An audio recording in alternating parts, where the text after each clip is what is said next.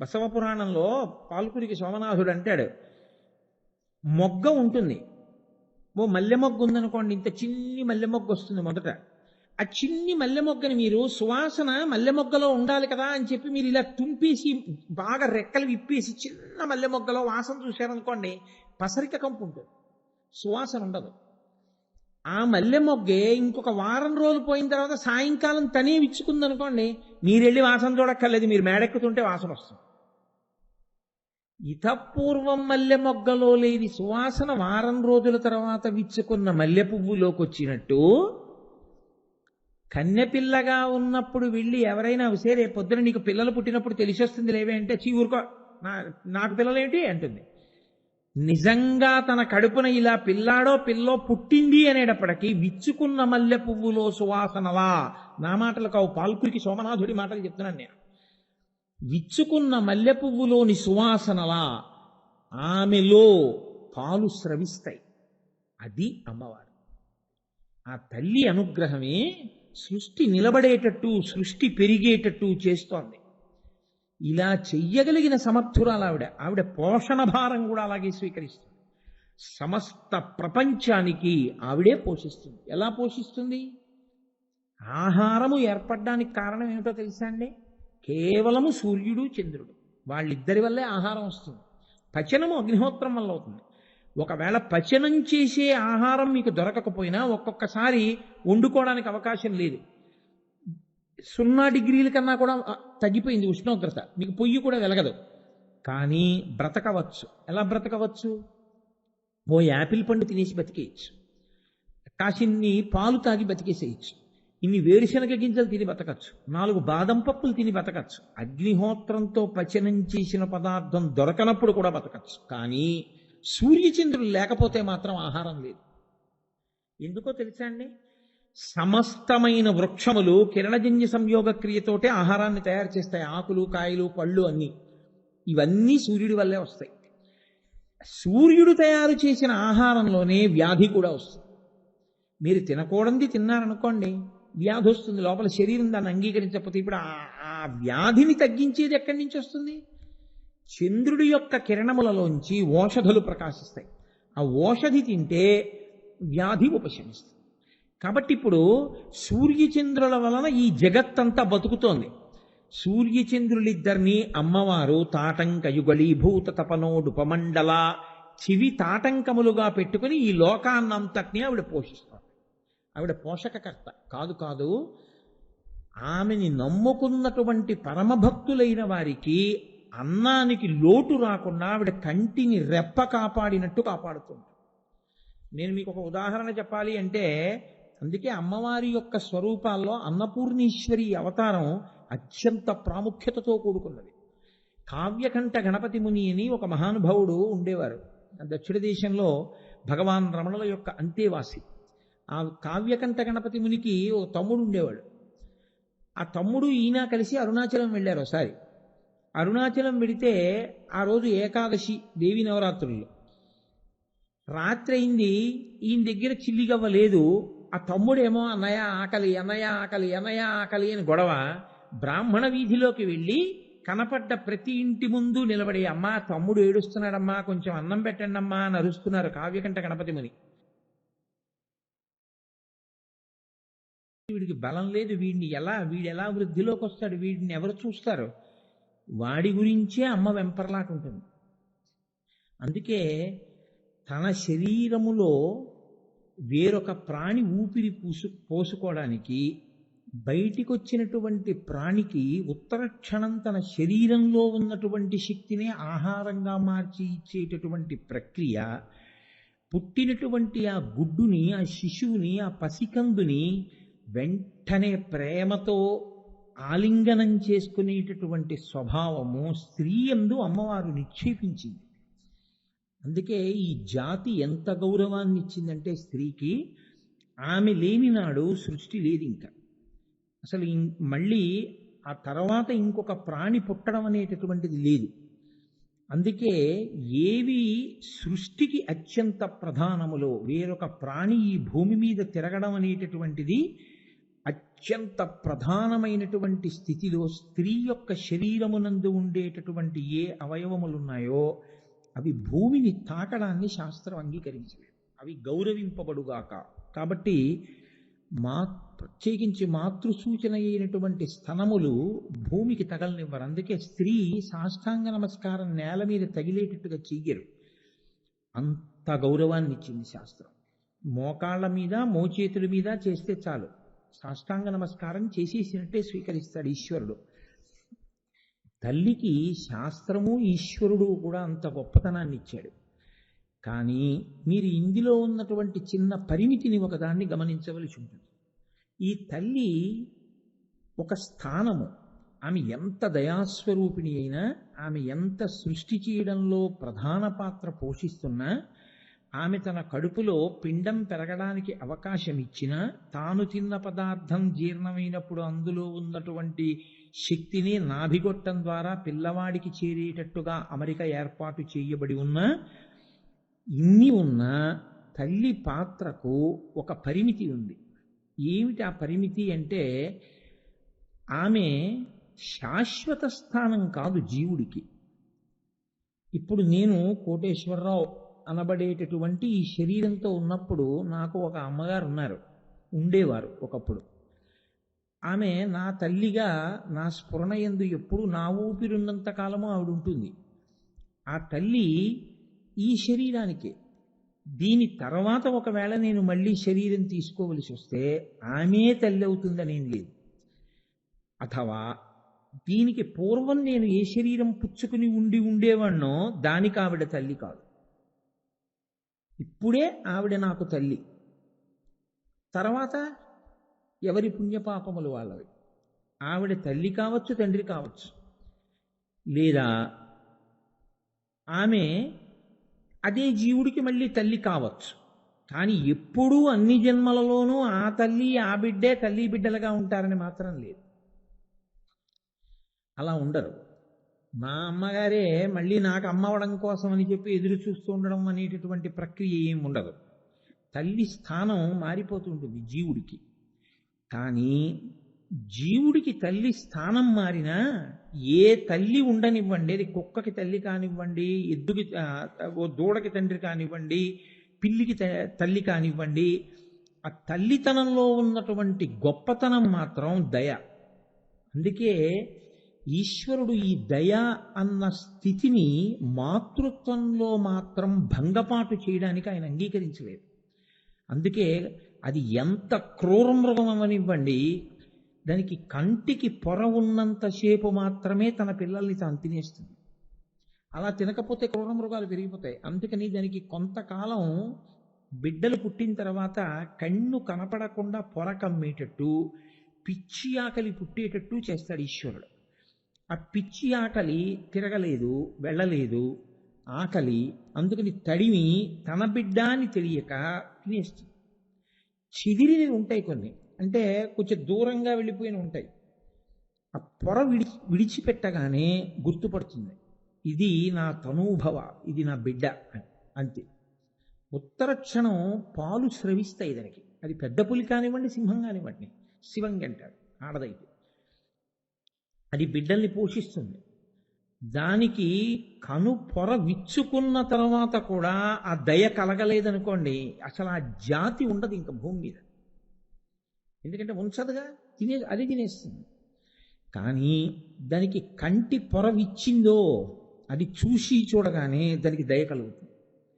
దయ కలిగితే అది ఏం చేస్తుందంటే దానికి పాలిస్తుంది, పెంచి పెద్ద చేసి దానితో పాటు తీసుకెడుతుంది. తాను వేటాడుతుంది, దానికి వేట నేర్పుతుంది, తాను తింటుంది, దానికి పెడుతుంది.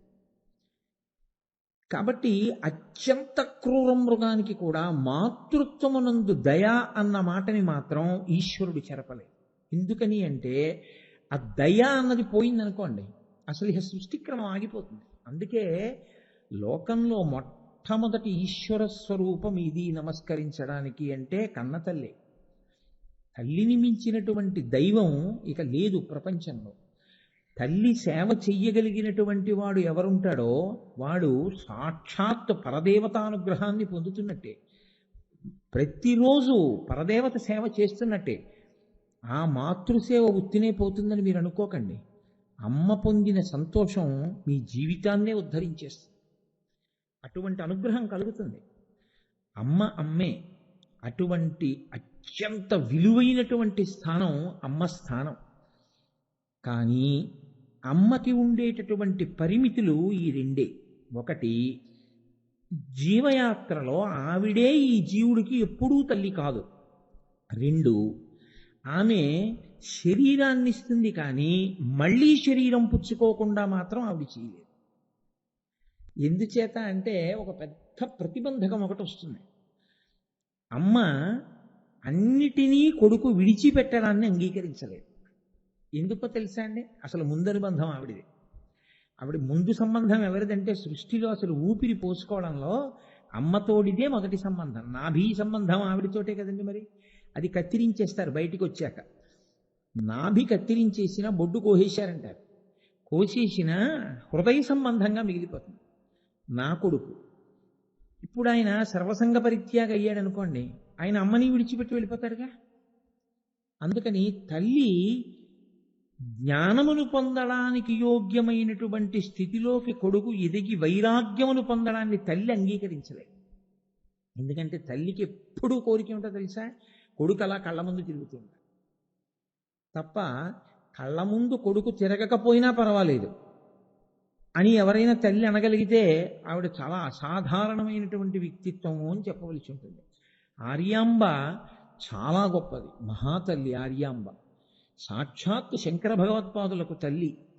అటువంటి తల్లి శంకర భగవత్పాదుల యొక్క అన్ని ప్రజ్ఞా విశేషాలు చూసినా సన్యసించడానికి అంగీకరించగలిగింది ఆవిడ. శంకరాచార్యుల వారు మార్గాన్వేషణం చేయవలసి వచ్చింది. ఆయన నదీ జలాలలో నిలబడి ఉండగా దుర్వాసో మహర్షి యొక్క శాపం చేత మొసలి వచ్చి పట్టుకుంది. ఆయనకి కాదు శాపం, ఆ మొసలికి. ఆ మొసలి వచ్చి పట్టుకుంది ఒక గంధర్వుడు. పట్టుకోగానే ఆయన అడిగారు, అమ్మా ఇప్పుడు ఈ మొసలి నన్ను చంపేస్తుంది, నేను సన్యాసం తీసుకుంటాను. ఇక్కడ ఆతురత సన్యాసం అంటే అక్కడికక్కడ తీసేసుకుంటాను. తీసుకున్నానా పునర్జన్మ. కాబట్టి ఇప్పుడు నా శరీరాన్ని మొసలి తిన్నా నేను తరిస్తాను, నువ్వు తరిస్తావు. నువ్వు వద్దన్నావా నేను ఏ సంస్కారము పొందకుండా వివాహం అవి అవ్వకుండానే మొసలి నోట పడిపోతాను. ఏం చేయమంటావు? అమ్మకి మార్గం లేకంది, తీసుకో అంది. సన్యస్తోహం, నేను సన్యసించుచున్నాను అన్నారంతే. మొసలు వదిలేసింది. ఇప్పుడు బయటికి వస్తే శంకరాచార్యుల వారు తల్లి ఒప్పుకోల. ఆయన నచ్చ చెప్పారు అమ్మకి. ఏమని చెప్పవలసి వచ్చిందంటే, అమ్మా నీ ప్రాణోత్క్రమణం అవుతూ ఉండగా నన్ను నువ్వు స్మరిస్తే ఎక్కడ ఉన్నా నేను వస్తానమ్మా. తల్లితోటి అనుబంధం అంత సామాన్యమైనటువంటి విషయము అని మీరు అనుకోకండి. తల్లికి గురువుకి ఉండే సంబంధం ఏమిటో లోకంలో చూపించినటువంటి మహాపురుషుడు ఎవరో తెలుసా అండి? కంచికామకోటి పీఠాధిపత్యం వహించి మహాపురుషుడై అసలు సనాతన ధర్మపు ఖ్యాతిని ప్రపంచపు దశ దిశల ప్రకాశింపచేసినటువంటి మహాపురుషుడు చంద్రశేఖరేంద్ర సరస్వతి మహాస్వామి వారు. ఆయన శతాయుష్కులై చిట్ట చివరి శరీరాన్ని విడిచిపెట్టేద్దాం అనుకుంటూ ఉండగా ఆయన దగ్గర ఉన్నటువంటి శిష్యులు విజయేంద్ర సరస్వతి, శంకర విజయేంద్ర సరస్వతి స్వామి వారు కూడా ఇద్దరూ వచ్చి ఎక్కడికో పనుంది చెన్నై వెడుతున్నా ఉన్నారు, వెళ్ళి రండి అన్నారు. దగ్గర ఉన్న పరిచారికుడిని కూడా అందరూ భోజనాలు చేస్తున్నారు, వెళ్ళిపో అని పంపించేశారు. ఏదో స్కూల్కి పట్టుకెడుతూ ఆయన తల్లిగారు మహాలక్ష్మమ్మ గారి యొక్క ఫోటో పట్టుకెడుతున్నారు ఆ రోజున. అది తెప్పించి అక్కడ పెట్టమన్నారు. పెట్టమని ఒకసారి తేరిపారి అమ్మగారి ఫోటో వంక చూశారు. ఈ శరీరం రావడానికి కారణం ఈవిడే. ఈ శరీరం అంటూ ఉండబట్టి కదూ సాధన చేసావు, కాబట్టి ఈ శరీరాన్ని ఆవిడ ఇచ్చారు. ఆయన ప్రతిరోజు ఉదయ స్నానం చేయగానే కలవై వంక చూస్తారు. గురువుగారు శరీరంతో ఉన్నప్పుడు ఉన్న ప్రదేశం కలవై. కలవై ఎటుందో అటు తిరిగి నమస్కారం చేసేవారంటే గురువుగారు ఉన్న దిక్కుకి నమస్కరించేవారు. అది గురుభక్తి అయింది. అకస్మాత్తుగా మధ్యాహ్నం వేళ కలవైకి నమస్కరించారు, అంతే ప్రాణోత్క్రమణం అయిపోయింది. అంటే ఆయన నిరూపించారు. ఆఖరి శ్వాసలో కూడా దక్షిణామూర్తిగా మౌనంతో నిరూపించారు. ఇది ఇచ్చింది అమ్మ. నాన్నగారు కూడా అమ్మ అన్నప్పుడు మీరు నాన్నగారిని కూడా తీసుకోవాల్సి ఉంటుంది. ఇందులోకి మళ్ళీ రాకుండా చేసిన వారు గురువుగారు. కాబట్టి అమ్మ పుట్టతుదసారి శరీరంతో తిరగడానికి కావలసిన సాధనాన్ని ఇచ్చిన నీకు నమస్కారం. ఇక మళ్ళీ ఇందులోకి రాకుండా జ్ఞానం ఇచ్చినటువంటి గురువుగారు మీకు నమస్కారం. అంతే, విడిచిపెట్టారు.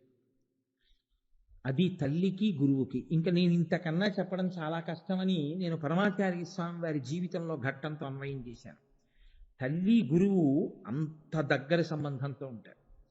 కానీ తల్లికి ఉండేటటువంటి పరిమితి మాత్రం ఎప్పుడూ దీంట్లో ఉండాలని, అతను సంతోషంగా తిరుగుతూ ఉండాలని, పెళ్లి చేసుకోవాలని, పిల్లలతో ఉండాలని, అందరిలా సంసారం చేయాలని, అందరిలా ఏదో సుఖము అన్న మాట ఏదుందో దానికి అతను ఆలవాలము కావాలని కోరుకుంటుంటాడు. ఇటువంటి తల్లి ఎవరైతే ఉందో ఆ తల్లి మళ్ళీ శరీరములోకి రాకుండా కావలసినటువంటి జ్ఞానాన్ని మాత్రం ఆమె అనుగ్రహించలేదు. సాధారణంగా తల్లి అలా చేసేటటువంటి అవకాశం లోకంలో ఉండదు. కానీ ఒక్క పరాశక్తి మాత్రం ఆవిడేం చేస్తుందంటే మళ్ళీ ఈ లోకంలోకి రావలసిన అవసరం లేని విడుదల కల్పిస్తుంది.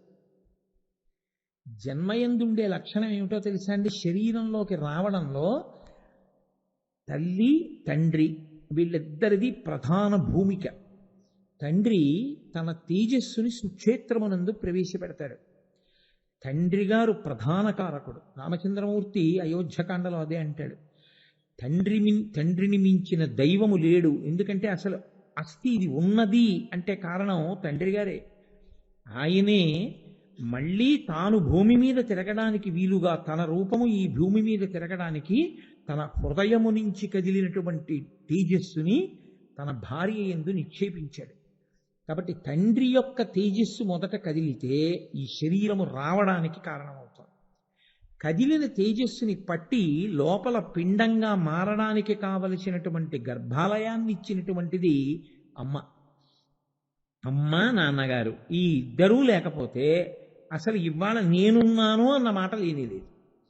ముందు వాళ్ళిద్దరు ఉండబట్టి ఇది ఉంది. కాబట్టి తల్లిదండ్రుల్ని స్మరించనివాడు, తల్లిదండ్రులను చూడనివాడు, తల్లిదండ్రులకు నమస్కరించనివాడు, తల్లిదండ్రులు శరీరం విడిచిపెడితే తద్దినం పెట్టనివాడు, తల్లిదండ్రుల ఫోటో ఇంట్లో లేనివాడు ఎంత మంచివాడుగా కనపడ్డా మీరు స్నేహం చెయ్యక్కర్లేదు. ఎందుకంటే వాడిని మించిన కృతజ్ఞుడు ప్రపంచంలో ఇంకోడు లేడు. అసలు వాడు ఉన్నాడు అనడానికి ఎవరు కారణమో వాళ్ళ గురించే వాడికి ఏమీ పట్టింపు లేదు. వాడు మీ గురించి పట్టించుకుంటాడని మీరు ఎలా నమ్ముతారు? వాడితో మీకెందుకు స్నేహం? అందుకే తల్లిదండ్రుల శరీరం పడిపోయిన వాళ్ళ ఇంటికి వెళ్ళినప్పుడు వాళ్ళ ఇంట్లో తల్లిదండ్రుల ఫోటో కనపడకపోతే మీరు ఇంకా స్నేహం చేయక్కర్లేదు. తల్లిని తండ్రిని చూడడం అన్నది చేతకాని వాడైతే వాడితో కూడా స్నేహం అక్కర్లేదు. తల్లి తండ్రి అంత గౌరవనీయమైనటువంటి స్థానం, అంత పూజనీయమైనటువంటి స్థానం. ఒక వ్యక్తి స్థాయిలో, ఒక జీవి స్థాయిలో తల్లిదండ్రులు అంత గొప్పవాళ్ళైతే జగత్తుకంతటికీ తల్లిదండ్రులు పార్వతీ పరమేశ్వరులు.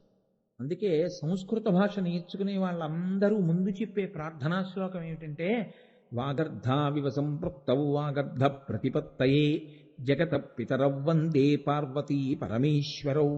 వాళ్ళిద్దరు ఎలా కలిసి ఉంటారు అంటే వాక్కు అర్థము ఈ రెండు ఎంతగా కలిసి ఉంటాయో పార్వతీ పరమేశ్వరులు అంతగా కలిసి ఉంటారు.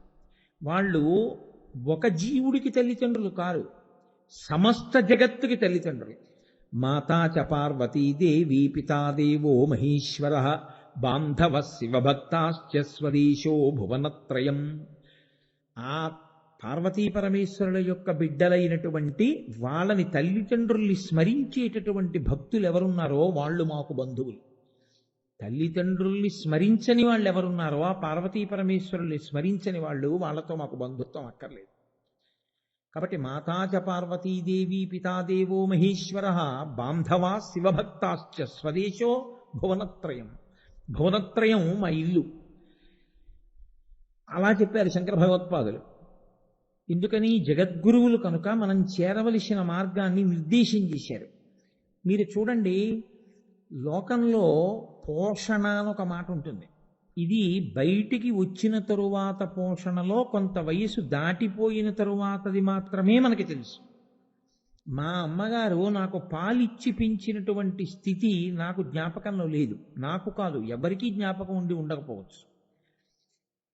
కానీ మా అమ్మగారు పరమ సంతోషంగా నాకు ఇష్టమైనటువంటి పదార్థాలు నేను చిన్నతనంలో ఏవి ఇష్టపడి తినేవాణ్ణో అవి మా అమ్మగారు ఎంతో ప్రేమతో నాకు వండి పెట్టినటువంటి రోజులు నా ఊపిరి ఉన్నంతకాలం నాకు జ్ఞాపకం ఉంటాయిగా. నా పుట్టినరోజు వస్తే నీకేం కావాలి అని నన్ను అడగకుండా నాకు అత్యంత ప్రీతిపాత్రమైన పదార్థాన్ని నా జీవితంలో చెయ్యగలిగినటువంటి మొట్టమొదటి వ్యక్తి మా అమ్మ ఒక్కతే. ఎందుకో తెలుసా అండి, నా భార్య కూడా నన్ను అడుగుతుంది మొదట్లో, పెళ్ళైన కొత్తల్లో, ఏమంటే పుట్టినరోజు వస్తుంది ఏం చేయమంటారంట. ఎందుకంటే ఆమెకి ఎలా తెలుస్తుంది నా అభిరుచి? తెలియదు. 10 ఏళ్ళు అయ్యాక కూడా అడిగితే అంతకన్నా దారుణం ఇంకోటి లేదు. 10 ఏళ్ళు అయ్యాక ఇంక అడగకూడదు, 10 ఏళ్ళు 2 ఏళ్ళు అయిన తర్వాతే అడగకూడదు. అలా చేసేయగలగాలి. అందుకే కదా భార్యాస్థానం అంత గొప్పదైంది. అమ్మ మాత్రం అసలు ఎప్పుడూ అడగదు. ఎందుకో తెలుసా అండి, ఆవిడ చెప్పేస్తుంది అంతే, వాడికి ఇది పడదండి అంటుంది. వాడికి అది ఇష్టం కానీ వాడికి అది పడదు, ఎక్కువ పెట్టకండి అంటుంది. వాడికి ఇది ఇష్టం అందుకని ఇది ఇంకొంచెం ఉంచి వాడికి పెడతానంట. ఇది అమ్మతనానికి ఉన్నటువంటి గొప్పతనం. అందుకే అమ్మ అన్న స్థానంతో సమానమైన స్థానం ఇక ఈ ప్రపంచంలో ఉండదు. అటువంటి అమ్మ పోషణ చేస్తుంది ఈ శరీరాన్ని బ్రతికున్నంత కాలం. అంతే. ఆవిడికి మనం పెట్టాం అనుకుంటాం కానీ ఆవిడ అసలు లోపల ఎప్పుడు ఏమంటుంటుందో తెలుసా అండి, వీడు తిన్నాడే, వీడు తిన్నాడే, వీడు తిన్నాడా అంటుంటుంది. అమ్మ అన్న మాటకు అర్థం బిడ్డ తిన్నాడా అని పలవరించడమే. ఇది మీకు వండి పెట్టడం దగ్గర బహుశా మీకు తెలుసు. అంతకు పూర్వం ఆవిడ మీకు పసిబిడ్డడిగా ఉన్నప్పుడు పాలు పట్టింది, అది తెలియదు. అంతకన్నా ముందు ఈ కడుపులో మీరు జీవుడిగా అమ్మ కడుపులో ఉన్నారు, అప్పుడు కూడా జీవుడికి ఆకలి ఉంది. అమ్మ పెట్టినటువంటి పదార్థం లోపలికి వెళ్ళకపోతే పిండం ఎలా పెరిగిందండి? సగం కాలిపోయిన శవం ఎంత భయంకరంగా ఉంటుందో సగం పెరిగిన పిండం అంతే భయంకరంగా ఉంటుంది లోకంలో. ఏ 6వ నెలలోనో 7వ నెలలోనో పిండాన్ని చూశారనుకోండి, సగం సగం ఏర్పడినటువంటి పిండం అతి భయంకరంగా ఉంటుంది. సగం కాలిపోయిన శవం అంతే భయంకరంగా ఉంటుంది. అందుకే ఈ 2 స్థితులలోనూ అసలు మనం చూడలేం. ఎంత దగ్గర వాళ్ళైనా దూరంగా పోతారు, ఎక్కడికో పోయి నించుంటారు. దానికి వేరే ఆ స్థితప్రజ్ఞత ఉన్నవాళ్ళు, ఆ గుండె ధైర్యం ఉన్నవాళ్ళు వాళ్ళే ఉంటారంతే ఆ కాల్చేటప్పుడు దగ్గర. అమ్మ ఒక్కతే కడుపులో అటువంటి పిండాన్ని పెట్టుకు తిరగలదు. ఆవిడ ఒక్కతే అలా జీవం పోసింది. ఆవిడ తిన్న దాంట్లోంచి నాభిగొట్టంలోంచి ఎక్కించి లోపల పిండం తయారవడానికి ఏర్పాటు చేస్తుంది ఆవిడ. కాబట్టి పోషణ అన్నది అసలు మీరు భాగవతంలో వినాలి, కపిల గీతలో. అది రేగు పండుగ ప్రారంభమైన దగ్గర నుంచి అమ్మ ఎలా తయారు చేస్తుందో చెప్తారు. తెలియదు పైకి, కానీ లోపల అమ్మవారు ఆవాహన అయి అలా తయారు చేస్తుంది పిండాన్ని. అమ్మ పోషణ, పోషణకి మారుపేరే అమ్మ. అమ్మ అంటే పెట్టడమే. కాబట్టి పెట్టడం అమ్మ లక్షణం. జగదంబ, అంబిక, అమ్మవారు కూడా ఇదే లక్షణం. మనకి మన అమ్మ వరకే తెలుసు. మన అమ్మకున్నటువంటి పరిమితి ఏమిటంటే, నాకు పెట్టవలసి వచ్చి మా ఎదురింటి అబ్బాయి వచ్చి నాతో ఆడుకుంటున్నాడు అనుకోండి, నాకు వాడికి కూడా పెట్టవలసి వచ్చింది అనుకోండి, ఒరే నువ్వు ఇలా రా ఓసారి అని తలుపేసి ఒక్క లడ్డూయే ఉంటే మా అమ్మ బహుశా నాకు ఒక్కడికే పెట్టి, తినేసావా మంచినీళ్ళు తాగి, ఆ నోట్లో మళ్ళీ ఆ లడ్డూ తిన్న శేషం కనబడితే బాగుండదు, మింగు అని నీళ్లు మింగించేసి తలుపు తీసి వెళ్ళి ఆడుకో అంటే ఉన్న ఒక్క లడ్డుని 2 ముక్కలు చేసి కూడా పెట్టలేదమ్మ, కొడుకే తినాలి. ఎదురింటి పిల్లవాడిని నన్ను ఒక్కలా అమ్మ చూడగలదా అంటే నేను అంత కితాబు ఇవ్వలేదు. తల్లి అలా చూడగలిగితే తల్లితనానికి ఒక విస్మృతి వచ్చేస్తుంది. అలా ఉండదు. ఏ బిడ్డ మీద ఆ తల్లికి మమకారం. జగన్మాతకి అలా ఉండదు. ఆవిడ చీమ నుంచి ఏనుగు వరకు సమస్త జీవకోటికి ఆవిడ తల్లి. అది అంబిక అంటే. ఇప్పుడు అసలు సృష్టి అన్న మాట ఎక్కడ ఏర్పడిందండి? తండ్రి తల్లి కలయికలో కదూ పిండానికి పోషణ, పిండం ఏర్పడ్డం. ఇప్పుడు ఈ జగత్ ఏర్పడాలంటే ఆద్య కుటుంబినే, మొట్టమొదట తల్లిదండ్రులు ఉండాలి దీనికి. ఎవరు మొదటి తల్లిదండ్రులు? పార్వతీ పరమేశ్వరులే. పార్వతీ పరమేశ్వరులు మొదటి తల్లిదండ్రులైతే శివుడికి ఇచ్చ ఉండాలి కదూ. ఈ సృష్టి చెయ్యాలన్న ఇచ్చ ఏర్పడితేనే కదూ అసలు పార్వతీదేవి ఈ లోకాల్ని సృజించడం అన్న మాట వస్తుంది. ఆయన కామీచ్ఛ లేనివాడు, కాముణ్ణి కాల్చేశాడు ఆయన. అందుకొచ్చింది ఆవిడ గౌరవం. శివనామంలో, శివాష్టోత్తరంలో ఆవిడ్ని స్తుతి చెయ్యవలసిన అవసరం ఎందుకు వచ్చిందో తెలుసా అండి? జీవులు జీవులుగా ఉండిపోతారు, వాళ్ళకి అసలు శరీరాలు లేవు. శరీరం ఉంటే కదా. ఇది తెప్ప. నది ఉందండి, మీరు నది ఆవలి ఒడ్డున ఉన్నారు, అన్నీ ఉన్నాయి, తప్పే లేదు. ఇంకో గంటలో వరదొచ్చేస్తోంది, పైనుంచి వర్షాలు పడ్డాయన్నారు. దాటడానికి మీకేం కావాలి? మీకు ఇతరత్ర మీ దగ్గర చెక్కు బుక్కులు, ఎల్ఐసి పాలసీలు, ఎడ్యుకేషనల్ క్వాలిఫికేషన్స్, మీ స్వర్ణ కంకణాలు, మీ ఉంగరాలు, మీ వాచీలు, ఇవన్నీ మిమ్మల్ని రక్షించవు. ఒక తెప్ప ఉంటే మీరు దాటుతారు ఇట్నించటు. ఈశ్వరుణ్ణి చేరడానికి కావలసినటువంటి తెప్ప ఈ శరీరం. దీంతోనే పుణ్య సాధన చెయ్యాలి, ధర్మాచరణం చెయ్యాలి. మరి ఈ శరీరం రావాలంటే లోకంలో జీవకోటి ఎంత శరీరాలు పొందాలి, పాపపుణ్యాలు క్షయమైపోతూ ఉండాలి. ఏదో శరీరాల్లోకి వెళ్ళాడనుకోండి, వాడు పాపం పోతుంది, పోయి ఎప్పుడో అప్పుడు వస్తాడు మనుష్య జన్మలోకి. మనుష్య జన్మలోకి వచ్చిన వాడు సాధన చెయ్యాలి. ఇవన్నీ జరగాలి అంటే, ఉపాధులు రావాలి అంటే పరమేశ్వరుడికి ముందు ఇచ్చ కలగాలి, సృష్టి చేద్దామని. ఆయనకి సృష్టి చేద్దామన్న ఇచ్చ లేకపోగా లోకమంతా సృజింపబడితే బావుండును అన్న కోరికతో మన్మధుడు ఎదురుగుండా పెడితే మన్మధుడిని కాల్చేశాడు. మన్మధుణ్ణే కాల్చేసిన వాడు ఇంకా లోకాన్ని ఎలా ఏం సృష్టిస్తాడండి? మీరు కొంచెం జాగ్రత్తగా అర్థం చేసుకోండి సుమా. ఇంతకన్నా నేను కిందకి దిగొచ్చి మాట్లాడితే బాగుండదు. అది ఆడపిల్లకి పెళ్ళై భర్త వచ్చి, భర్త స్థానంలో ఉన్నటువంటి వ్యక్తి భార్య యందు అనురాగ దృష్టితో చూస్తే కదూ సంతానం కలగడం. అసలు ఆయనకి ఆ అనురాగ దృష్టి లేదు. ఆయన పరమజ్ఞాని, తనలో తాను రమిస్తూ ఉంటాడు. కాబట్టి ఆయన ఇచ్చ లేదు, కదలిక లేదు. అది ఎలా ఉంటుందంటే తరంగములు లేనటువంటి నీరు ఎలా ఉంటుందో చెరువు, అలా ఉంటాడు శివుడు. తనలో తాను రమిస్తూ ఉండిపోయాడు మొదట్లో. ఇప్పుడు ఈ కదలిక లేనటువంటి శివుడికి కదలిక కల్పించాలి. ఎవరు కల్పించాలి లోకంలో అంటే? ఇంతకన్నా మార్గం లేక నేను ఇలా చెప్పవలసి వస్తోంది.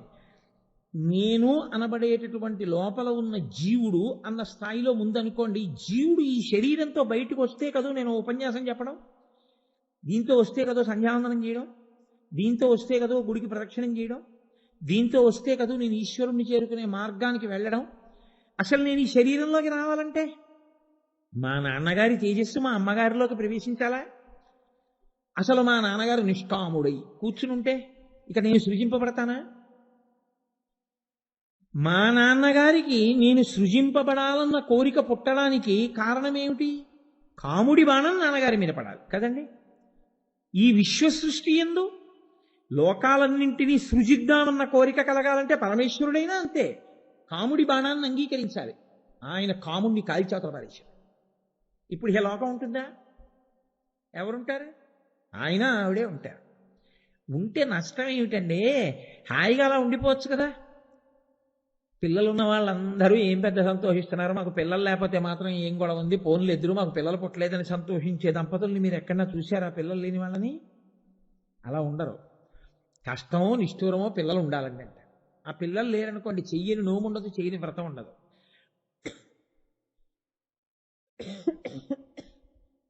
మాతృత్వము చేత తప్ప స్త్రీకి పరిపూర్ణత లేదు. అమ్మవారు మాత్రం ఎలా పరిపూర్ణత పొందుతుంది మాతృత్వం లేకుండా? మనం అందరం ఉండద్దు, ఉంటే కదా ఆవిడికి సంతోషం. కాబట్టి ఇప్పుడు ఆవిడంది, ఓయ్ పిచ్చి మన్మధుడా, నువ్వా ఈయన్ని సృష్టికి సుముఖుణ్ణి చెయ్యగలిగిన వాడివి? నువ్వా? ఈయన మళ్ళీ నా యందు అనురక్తుడై నా వలన బిడ్డల్ని పొందడానికి ఇష్టపడి తండ్రిగా వచ్చి నా పక్కన కూర్చునేటట్టు నువ్వు చేయగలవా? నీ వల్ల కాదు. ఆవిడ ఏం చేసిందో తెలుసా అండి? ఏకకాలమునందు 2 ప్రయోజనములను సాధించింది. ఇది పెద్ద రహస్యం. ఇది చాలా జాగ్రత్తగా పట్టుకోవాలి. మన్మధుడు చెరుకు విల్లు పట్టుకుంటాడు, పుష్పబాణాలు పట్టుకుంటాడు. ఈ రెండూ పట్టుకున్న మన్మధుడు పుష్పబాణాలు చెరుకు విల్లుకి సంధించి పరమశివుడి మీద వేశాడు, కాలిపోయాడు. ఇప్పుడు లేడు, మన్మధుడు లేడు. ఇప్పుడు అమ్మవారంది, నువ్వు కాదురా ఆయన్ని తీసుకొచ్చి నా పక్కన కూర్చోపెట్టి లోకములు ఏర్పడేటట్టుగా నువ్వు చెయ్యలేవు, అవి నేను పుచ్చుకుంటాను, ఇలాగీయండి. తను పుచ్చుకుంది చెరుకు విల్లు, పంచబాణ. అందుకే మన్మధుడి చేతిలో ఏ ఆయుధాలు ఉంటాయో అవే లలితాత్రిపుర సుందరి చేతిలో ఉంటాయి. ఆయన ధను పౌష్పం మౌర్వీ మధుకరమయీ పంచవిశిఖ వసంతు సామంతో మలయమరుదాయోధనరద తథాప్యేక సర్వం హిమగిరిసుతే కామపి కృపాం అపాంగత్తే లబ్ధ్వా జగదిదమనంగో విజయతే అంటారు శంకరాచార్యులు వారు సౌందర్యలహరిలో. ఆయన చెరుకు విల్లు, పుష్పబాణాలు, అమ్మవారు చెరుకు విల్లు, పుష్పబాణాలు. ఇప్పుడు ఆవిడ అలా కూర్చుంది. మన్మధుడు అవి పట్టుకుంటే లొంగని శివుడు ఆవిడివి పట్టుకుంటే లొంగి వచ్చి ఆవిడ మెడలో తాళి కట్టి పక్కన కూర్చున్నాడు. ఇది ఆవిడ చేసిన ఉపకారం. చేస్తే ఏమైంది? సృష్టి మొదలైంది. ఆ తర్వాత సృష్టి కొనసాగాలి కదా. ఎవరో మొదట పుట్టారు కొంతమంది, ఈ విశ్వం ఏర్పడింది. ఆ తర్వాత తొండకో తొండ, పిల్లికో పిల్లి, కుక్కకో కుక్క, పందికో పింది, చీమకో చీమ, పక్షికో గుడ్డు, అలా రావాలా? అప్పుడు మరి ప్రత్యుత్పత్తి కొనసాగాలంటే ఎవరు ఉండాలి? మన్మధుడు ఉండాలి, లేకపోతే సృష్టి కొనసాగదు. కాబట్టి ఆవిడేం చేసింది? మన్మధుణ్ణి బతికించింది. బతికిస్తే మరి శంకరుడికి కోపం రాదా? అలా ఉంటేనే నీ తండ్రితనం ఉంటుందయా, కోపడతామే అంది. ఆయన కూడా నవ్వి ఊరుకున్నాడు. అంత శాంతపరిచింది. అంటే ఇప్పుడు శంకరుణ్ణి అందించగలిగినది, శంకరుడికి సర్ది చెప్పగలిగింది, శంకరానుగ్రహాన్ని ప్రసరింపచెయ్యగలిగినది తానని నిరూపించుకుని ఈ సృష్టి కొనసాగడానికి వీలుగా మన్మధుడికి శరీరం లేకుండా ఉండేటట్టుగా అనుగ్రహించింది. శరీరం కూడా ఇచ్చేసింది అనుకోండి, అంటే నేను కాల్చేసేవాడిని, నువ్వు బతికించేసేవాడి దానివా అంటాడు కదా. అందుని భర్త మళ్ళీ ఖేదపడకూడదు. ఆవిడ పాతివ్రత్యం అది. అందుకని ఆవిడేం చేసి చూడండి, ఎంత జాగ్రత్తగా తీసుకొస్తోందో చూడండి ఆవిడ సృష్టిని. ఒకసారి సృష్టి జరిగిపోయి భర్త కోపం వచ్చింది అనుకోండి, అంటే నేను కాల్చేశాను, నువ్వు పుట్టిస్తావన్నమాట, మళ్ళీ శరీరం ఇస్తావన్నమాట. ఇదా నీ పాతివ్రత్యం, ఇదా నా పట్ల నీకున్నటువంటి ప్రేమ అన్నాడు అనుకోండి శంకరుడు. ఎలా? అందుకని ఆవిడ శరీరం ఇవ్వలేదు మన్మధుడికి. నీకు శరీరం ఉండదు. శరీరం ఉంటే సంతోషం ఎవరికి? రతీదేవికి. ఆయన భార్యకి ఆయన కనపడితే సంతోషం. నీకు నాకు మన్మధుడు కనపడితే సంతోషం ఏమిటి, కనపడకపోతే సంతోషం ఏమిటి? కావలసింది ఏమిటంటే ఆయన బాణాలు పడుతుంటే కాలు సృష్టి నడుస్తూ ఉంటుంది. కనపడి వేస్తే ఎంత, కనపడకపోతే వేస్తే ఎంత, రెండింటి వల్ల ఫలితం ఒకటేగా.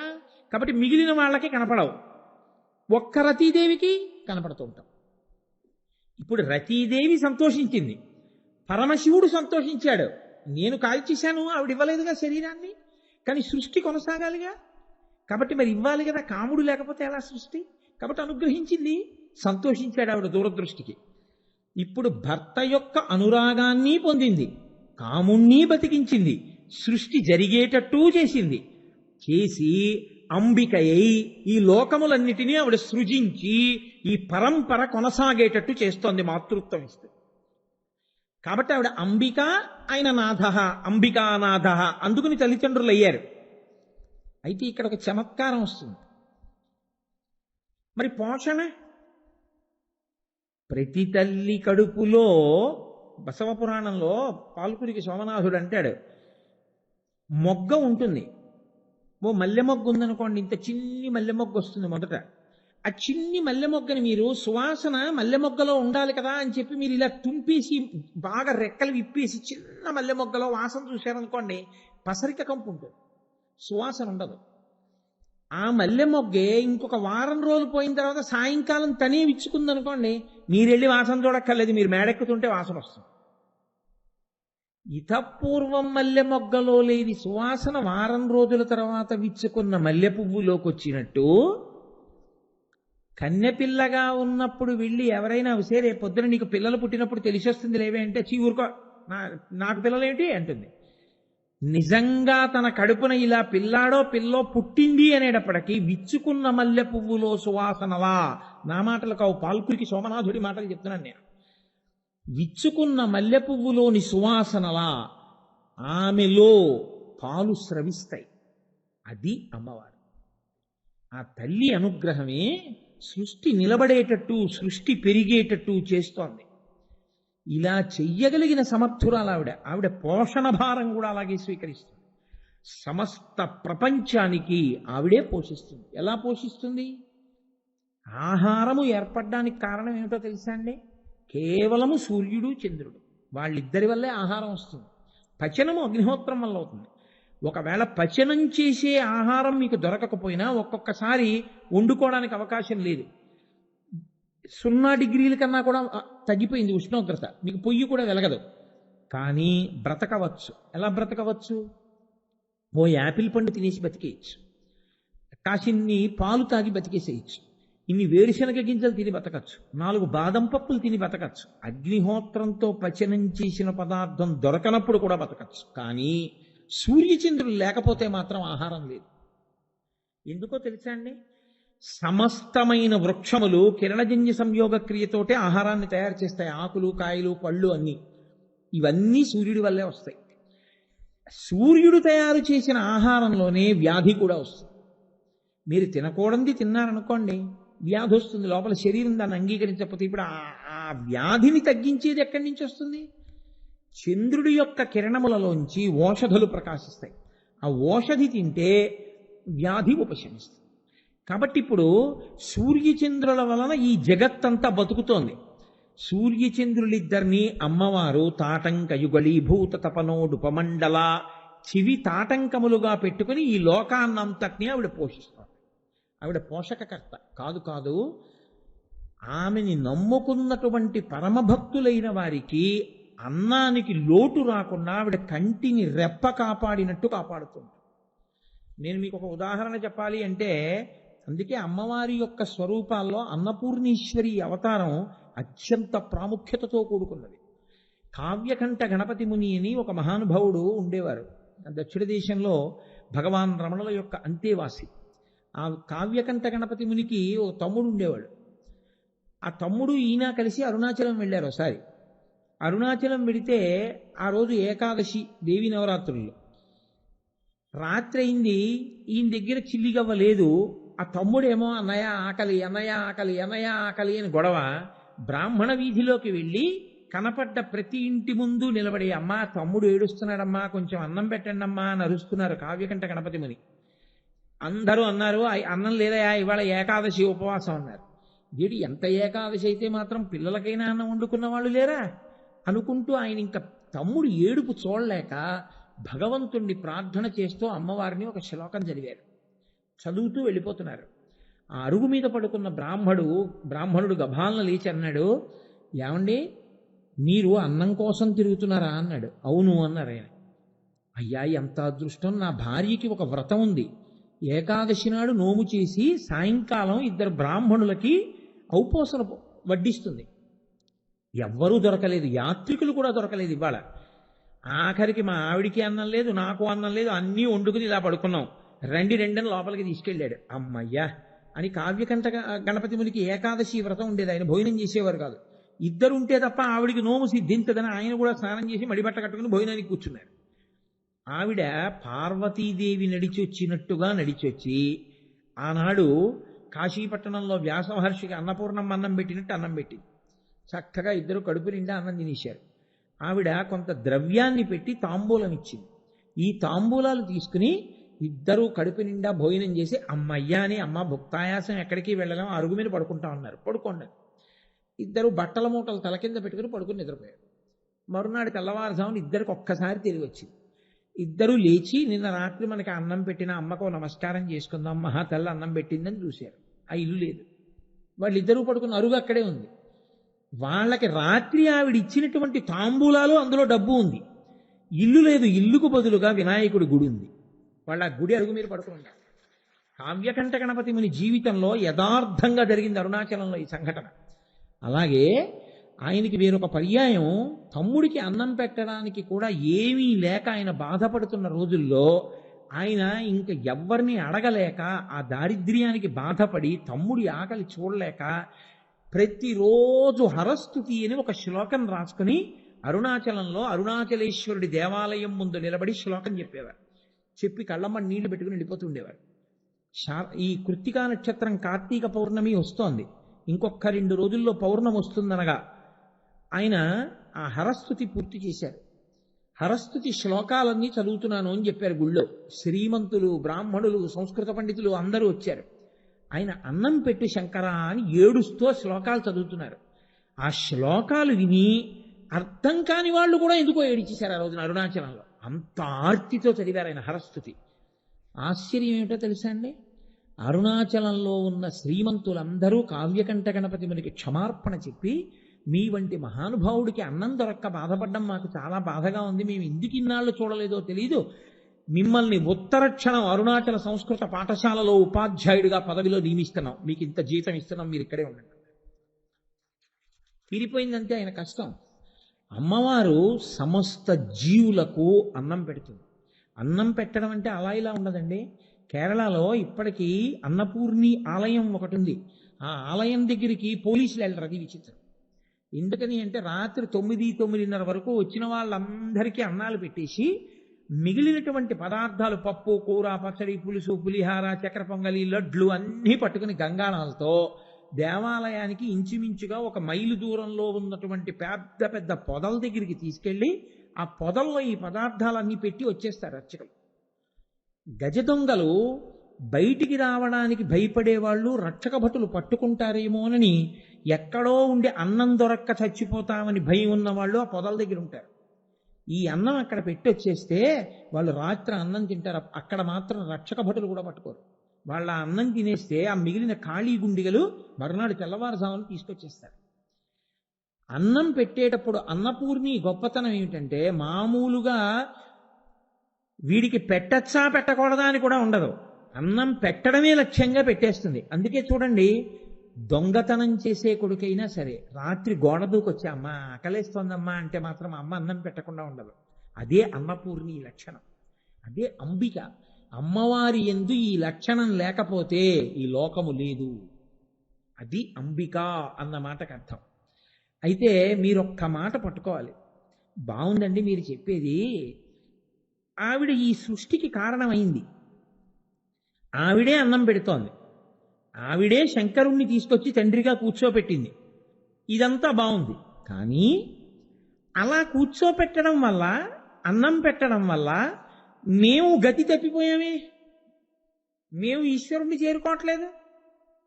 మేము మార్గాన్ని తప్పిపోయి రెండిటి చేత మేము వశులం అయిపోయాం. కామము, క్రోధము, ఇవి 2 ఉంటాయని మీరు అనుకోక్కర్లేదు. కోరిక తీరకపోతే కోపం, కోరిక తీరితే సంతోషం. కోరిక ప్రధానం. ఈ రెండిటిలో జీవితాలు వెళ్ళిపోతున్నాయి. దీనివల్లనే కిందకి కిందకి కిందకి కిందకి కిందకి పడిపోతున్నాడు. పాశము అని ఒక మాట. పాశం ఏం చేస్తుందంటే కట్టేస్తుంది. కట్టేదాన్ని పాశం అంటారు. యమపాశము అంటే యమధర్మరాజు కట్టేసి జీవుణ్ణి లాగేస్తాడు. ఆశాపాశము, ఆశ కట్టేస్తుంది, ఊపిరాన్నివ్వదు, కదలనివ్వదిగా. వీటిని పాశములు అంటారు. అమ్మవారు ఏం చేస్తోంది? అందుకే ఆవిడ యొక్క వైభవం అంబికగా, ఇదే ఆవిడ గొప్పతనం. అందుకే అమ్మవారి ఆరాధన చేసిన వాళ్ళందరూ శివుణ్ణి చేరుతారు. ఆవిడ ఏం చేస్తుందో తెలుసా అండి?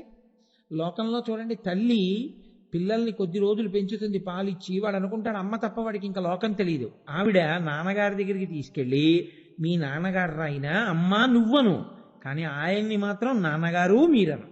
నేను కూడా ఆయన్ని ఏమండి అంటాను, నువ్వు ఎంత ఆప్యాయతైనా ఏమండి అంటాను, నువ్వు కూడా నాన్నగారండి అనాలి. నీకు నాకు ఆయనే గతి అని తండ్రిని పరిచయం చేస్తుంది. అలా ఆవిడ కూడా శంకరుల్లోకి కలిపేస్తుంది. కలపడానికి ఆవిడ చేసే చమత్కారం ఏమిటో తెలుసా అండి? ఆవిడ పట్టుకున్న ఆయుధాలతోటే భక్తి లేని వాణ్ణి మాయలో తిప్పుతుంది. ఆవిడ పట్టుకున్న ఆయుధాలతోటే భక్తి కలిగిన వాణ్ణి శివుల్లో కలుపుతుంది. ఆవిడ పట్టుకున్న ఆయుధాలతోటే మన్మధుడు మళ్ళీ ఆ ఆయుధాలు ప్రయోగించకుండా రక్షిస్తుంది. ఆవిడ పట్టుకున్న ఆయుధాలతోటే పరమశివుణ్ణి తండ్రిగా తీసుకొచ్చి పక్కన కూర్చోబెడుతుంది. 4 ప్రయోజనములు సాధిస్తుంది. ఇది ఆవిడ గొప్పతనం. అందుకని ఆవిడ అంబిక. నీ కలిపి మీరు అమ్మగా చూస్తే వందే మాతరం, వందే మాతరం, సుజలాం సుఫలాం మలయజ శీతలాం సస్య శ్యామలాం. ఒక శంకర భగవత్పాదులు ఎలా చూశారో బకించంద్ర చటర్జీ అలా చూశాడు. భారతదేశాన్ని మట్టిగా చూడలేదు. వందే మాతరం, అమ్మా నమస్కారం, అమ్మా నమస్కారం.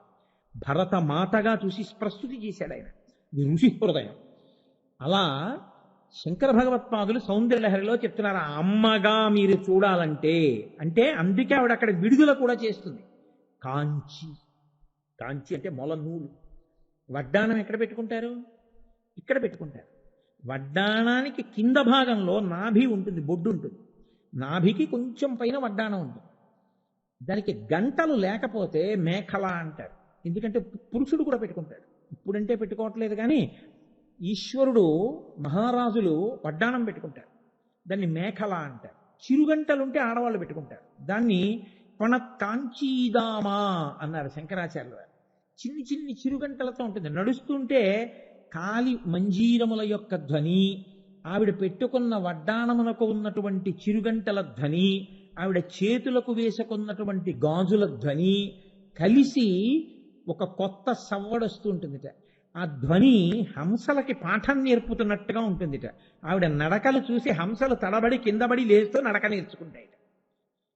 శంకరాచార్యులు వారు సౌందర్యలహరిలో చెప్తారు. కాబట్టి అటువంటి తల్లి కొణత్కాంచీదామాకరికలభ కుంభస్తననత పరిక్షీణా మధ్యే. ఆవిడ నడుము ఎంత ఉంది? ఇంత జగత్తుని కన్నా సన్నటి నడు. ఎందుకని? సాముద్రికం ప్రకారం చాలా లావుగా ఉన్నటువంటి స్త్రీ సుఖమైనటువంటి ప్రసవాన్ని చేసి ఎక్కువ మంది బిడ్డల్ని కనలేదు. సన్నటి నడుమున్న స్త్రీ ఎక్కువ మంది బిడ్డలకి జన్మనివ్వగలదు. అది కూడా ఏ ఇబ్బంది లేకుండా ఆవిడికి ప్రసవం అవుతుంది. సన్నటి నడుమున్న వ్యక్తి జగన్మాతృత్వమునకు అర్హత కలిగినది అని గుర్తు. కాబట్టి పరీక్షీణా మధ్యే సన్నటి నడుమున్నదానా లక్షరోమలతాధారతా సమున్నీయ మధ్యమ అంటారు శంకరాచార్యుల వారు. లలితా సహస్రనామ స్తోత్రంలో వ్యాసుల వారు. నాకు ఎప్పుడా శంకరులు శంకరులు శంకరులు వచ్చేస్తారు వ్యాసుల వారు. కాబట్టి పణత్కాంచీదామాకరికలభ కుంభస్తననత, దామ అంటే దామోదర అన్నట్టే నడు. దాని మీద పెట్టుకున్నటువంటి వడ్డాణమున్నదానా కాంచీ జ్ఞాపకం చేశారు.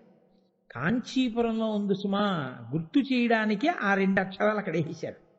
కొణత్కాంచీదామాకరికలభ కుంభస్తననత పరిక్షీణా మధ్యే పరిణత శరచంద్రవదన.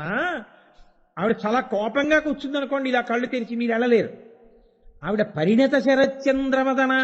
రేపు వస్తోందిగా కార్తీక పౌర్ణమి. ఆశ్వీజ మాసం అంతా మన వానలు పడ్డాయి, కనపడలేదు అమ్మవారు ఆ చంద్రబింబం సరిగ్గా. అసలు ఆశ్వీజ మాసంలో వచ్చేటటువంటి చంద్రబింబం, ఆశ్వీజం కార్తీకం శరత్కాలం, శరత్కాలంలో వచ్చేటటువంటి ఆ చంద్రబింబం పౌర్ణమి నాటి ఉండేటటువంటి చంద్రబింబాన్ని పరిణత చంద్రుడు అంటారు. ఎక్కువ చల్లతనంతో ఎక్కువ పెద్దదై తెల్లని కాంతితో ప్రకాశిస్తుంది. హిమకరహ అంటారు శంకరాచార్యులు. నాకు పరమ ప్రీతి. నా కొడుకు నా మాట విని పెట్టుకుంటే నా మనవడికి హిమకర శర్మ అని పేరు పెట్టాలని కోరిక నాకు. కాబట్టి అంటే పాపం మాట వినని వాడిని కాదు సుమండి. నాన్నగారు రుద్దారన్న భావన ఎందుకు? వాడు నా భావన గ్రహించి పెట్టుకోవాలి, కానీ నేను పిలిచి ఇలా పెట్టుకో అని చెప్పడానికి అర్హుణ్ణే. వాడు నన్ను అడిగితే చెప్తాను, అంతేగాని పిలిచి బలవంతంగా నేను రుద్దను ఎవరి మీద. కాబట్టి కొణత్కాంచీదామాకరికలభ కుంభస్తననత పరిక్షీణా మధ్యే పరిణత శరచంద్రవదన. అమ్మా, శరత్కాలంలో ఉండేటటి పౌర్ణమి నాటి చంద్రబింబం ఎలా ఉంటుందో అంత ప్రకాశవంతమైనటువంటి ముఖమున్నదాన పరిణత శరచంద్రవదన. ధనుర్బాణం పాశం శృణిమపి దధానా కరతలై. అమ్మా, నీవు 4 చేతులతో ఉన్నావు. కాంచీలో ఉంటుంది అమ్మవారు అలా. అందుకే కంచి కామాక్షి లలితా త్రిపుర సుందరి ఒక్కరే. అందుకే గాయత్రి మంటపంలో పక్క స్తంభంలో కన్నం ఉంటుంది. ఆ కన్నంలో వేలు పెడితే మెత్తగా తగులుతుంది అమ్మవారి బొడ్డు. ఇప్పటికీ ఉంటుంది గాయత్రి మంటపంలో. ఓ స్తంభానికి కన్నం ఉండి అందులో వేలు, పెద్దలైన వారు ఎవరైనా పెడితే అక్కడ వాళ్ళకి అనుగ్రహం కలిగితే పర్వాలేదు, అర్హులే అనుకుంటే వేలు పెట్టమంటారు. పెడితే తగులుతుంది మెత్తగా. కాబట్టి అది అమ్మవారి నాభీస్థానం. అక్కడి నుంచే ఈ జగత్ సృష్టి అంతా జరిగింది. అందుకే మోక్షపురి అయోధ్య మధురామాయ కాశీ కాంచీ అవంతిక పురి ద్వారవతీ చైవ సప్తైతే మోక్షదాయక. ఆ కాంచీ పట్టణానికి ఉత్తరాయణంలో వెళ్ళి దర్శనం చేసుకోవడం అంటే భాగ్యం కదండి. కాబట్టి పణత్కాంచీదామ అటువంటి తల్లి, నీవు ఆ నాభీస్థానమును కలిగిన దానవై 4 చేతులలో 4 ఆయుధాలు పట్టుకున్నావు. మీరు బాగా గుర్తుపెట్టుకోండి, ఆయుధము అన్న మాటకు అర్థం ఏంటో తెలుసా అండి? మీరు యుద్ధానికి వెళ్ళేటప్పుడు పట్టుకునేది. ఆయుధాలు ఎప్పుడు పడితే అప్పుడు పట్టుకోరు, యుద్ధానికే పట్టుకుంటారు. మీకు ఏవి అవసరమో దాన్ని మీరు పట్టుకోండి ఇక బాగా అని గుర్తు. మీ యుద్ధం దేంతో? మిమ్మల్ని మీరు ఈశ్వరుణ్ణి చేరకుండా మీకు అడ్డుపడుతున్న శత్రువులు ఎవరో మీకే తెలియాలి. మీరు దేనికి బలహీనతతో ఉన్నారో తెలిస్తే దానికి తగిన ఆయుధాన్ని అమ్మవారి చేతిలో దాన్ని పట్టుకోవాలి. బాగా పట్టుకుంటే అది తొలగిపోతుంది. అది అసలు రహస్యం. కాబట్టి ఇప్పుడు ఆవిడ 4 చేతుల్లో ఏం పట్టుకుంది? ధనుర్బాణం పాశం శృణిమపి దదానా కరతలై. చేతి చివర్లలో ఒక చేతిలో చెరుకు విల్లు, మన్మధుడు చెయ్యలేకపోయిన పని చేయడానికి ఆ చెరుకు విల్లుతో తీసుకుంది. శివకామ సుందరి అయింది. పుష్పబాణాలు ఇవి కింది 2 చేతుల్లో ఉంటాయి. పై 2 చేతుల్లో శృణిమపి దదానా కరతలై. పైన అమ్మవారు పట్టుకున్నది పాశము ఒక చేత్తో పట్టుకుంది, అంకుశము ఒక చేత్తో పట్టుకుంది. ఎందుకు అలా పట్టుకోవడం? చాలా జాగ్రత్తగా మీరు పట్టుకోవాల్సిందంటే ఆవిడేదో సరదాగా ఉన్నాయి 4 పట్టుకోలేదు. అలా పట్టుకోవడంలో కారణం ఏమిటంటే మనని పాశములు పట్టి ఉన్నాయి. ఏమిటా పాశములు? ఆశాపాశములు. ప్రతి క్షణం కోరికే, ఏదో ఒక కోరిక. అసలు ఆ కోరిక లేకుండా ఉత్తమమైన కోరిక అయితే పర్వాలేదండి. ఉత్తరాయణంలో కంచెడదాం అన్నాను అనుకోండి, మంచిదే. అది కోరిక ఉన్నట్ట అంటే అసలు లేనట్టే లెక్కకొస్తుంది. మంచి కోరిక అయితే శివాష్టోత్తరం చెప్పుకుందాం, శివాష్టోత్తరం విందాం, ఈశ్వరానుగ్రహంగా కలిగిందని గుర్తు. అందుకే అది కోరిక అంటే కోరికల నుంచి విడిపించే కోరిక అది. కాబట్టి ఎప్పుడూ మనిషిని పట్టి బంధించేసి మనిషిని ఊర్ధ్వముఖ చలనం చెయ్యకుండా భగవంతుడి వైపుకి నడవకుండా కట్టి నిలబెట్టేసి ప్రస్థానాన్ని ఆప్ చేసేసేది ఏదో తెలుసా అండి? ఆశాపాశమే. మీరు చూడండి, ఒక ఆయన అలా వెళుతున్నాడు అనుకోండి, నేను ఇప్పుడు గభాలను వెళ్ళి ఆయన నడువుకో తాడేసి ఓ స్తంభానికి ముడేసి కట్టేశాను. ఇప్పుడు ఆయన ఏం చేయాలి? వెళ్ళాలంటే మళ్ళీని నడుముకున్న ముడెన్నా విప్పుకోవాలి, స్తంభానికి ఉన్న ముడెన్నా విప్పుకోవాలి. 2 ముళ్ళు విప్పుకోక్కర్లేదు, ఏదో ఓ ముడి ఇప్పుకుంటే ఆయన వెళ్ళిపోవచ్చు. ఈ పాశాన్ని వదిలేయడం మాత్రం ఉండదు, అది చుట్టుకుంటూ మళ్ళీ వెళ్ళాలి ఎక్కడికన్నా అడిగితే కదండి. లేదు తనదే విప్పుకుంటే గొడవలేదు, ఏ పాశం లేదు. ఆశాపాశం అనేటటువంటిది మీరు కొంచెం మీకు మీరు పరిశీలనం చేసుకోండి. కోరిక లేకుండా ఉండడం అన్నది అసలు సాధ్యం అవుతుందా? అందున ఇటువంటి కలియుగంలో ఒక్కనాటి కుదరదు. ప్రతి క్షణం అలా వచ్చి పడిపోతూనే ఉంటాయి కోరికలు. లోపల నుంచి మనసు నిప్పు రవ్వలు వస్తాయి చూడండి, బాగా మండుతున్నప్పుడు మీరు వెళ్ళి ఓ ఇనప సాధనం పెట్టి పొయ్యిలో ఇలా పొడిచారనుకోండి, రవ్వలు రేగుతాయి. అలా మనసు ఏం చేస్తుందంటే రవ్వలు రేపుతుంది. ఎప్పుడూ కోరికే, ఎప్పుడూ కోరికే, ఏదో ఒక కోరిక. ఆ కోరికలలో తిరుగుతూ ఉంటాడు. ఈ కోరికల యందు బంధింపబడితే ఈశ్వరుడి వైపుకి కదలదు. నేను ఈ పాశములు కట్టేస్తాయి. పాశాలు కడితే వచ్చే లక్షణం ఏమిటో తెలుసా అండి? ఆ కోరిక తీరిందా సంతోషిస్తాడు, కోరిక తీరలేదా కోపడతాడు. దానికి కారణం వెతుకుతాడు. ఎవరి వల్ల తీరలేదు అంటాడు, ఎవరి మీదో చూపించాలి ఆ కారణం. ఆయన మీద తిరగబడతాడు. నీ వల్లే జరగలేదంటే, జరగలేదని ఆయన మీద కక్ష పెట్టుకుంటాడు. ఇప్పుడు ఈ రెండిటి వల్ల వచ్చే ప్రయోజనం కూడా ఒకటే. ఏమిటంటే కోపం వల్ల ఈశ్వరుడి వైపుకి వెళ్ళాడు, కామం అంటే కోరికల వల్ల ఆశ వల్ల ఈశ్వరుడి వైపుకి వెళ్ళాడు. అమ్మవారి పాదాలు పట్టుకుంటే ఆవిడేం చేస్తుందో తెలుసా అండి? మీరు కోరికలు విప్పుకోక్కర్లేదు, మీరు మీ కోపాన్ని చల్లార్చుకోక్కర్లేదు. మీరు అమ్మవారి పాదాలు ఒకటి గట్టిగా పట్టుకున్నారనుకోండి, ఆవిడేం చేస్తుందంటే అమ్మా నువ్వే రక్షించమ్మా, నువ్వే రక్షించమ్మా, నువ్వే రక్షించమ్మా అని కామాక్షి కామాక్షి కామాక్షి అంటూనే ఉన్నారనుకోండి, ఆవిడేం చేస్తుందంటే కట్టు మీద కట్టేస్తుంది. ఆవిడేం చేస్తుందంటే ఈ తాడు తీసి విసురుతుంది. విసిరి ఉచ్చంటారు, జంతువులకి ఉచ్చేసి లాగుతారు, అలా ఉచ్చేసి లాగుతుంది. ఇప్పుడు మీరు బాగా గుర్తుపెట్టుకోండి, ఎవరు ఉచ్చేసి లాగారో అటువైపు కడతారా ఇంకోవైపు కడతారా? ఎవరు ఉచ్చేసి లాగారో వాళ్ళ వైపుకే పెడతారు కదండి. ఇప్పుడు ఆవిడ వేసి లాగితే ఏమవుతుందంటే ఆవిడ పాదాల వైపుకి ఈడవబడతారు. ఆవిడ పాదాల దగ్గరికి లాగుతుంది. ఇందులో చమత్కారం ఏంటో తెలుసా అండి? మరి అంతకు ముందున్న కట్లు ఏమయ్యాయండి అని మీరు అడగచ్చు. కట్టు మీద కట్టు వేసి కట్టు జారి చేస్తుంది ఆవిడ. దీనిలో గమ్మత్తు ఉంటుంది సుమండి.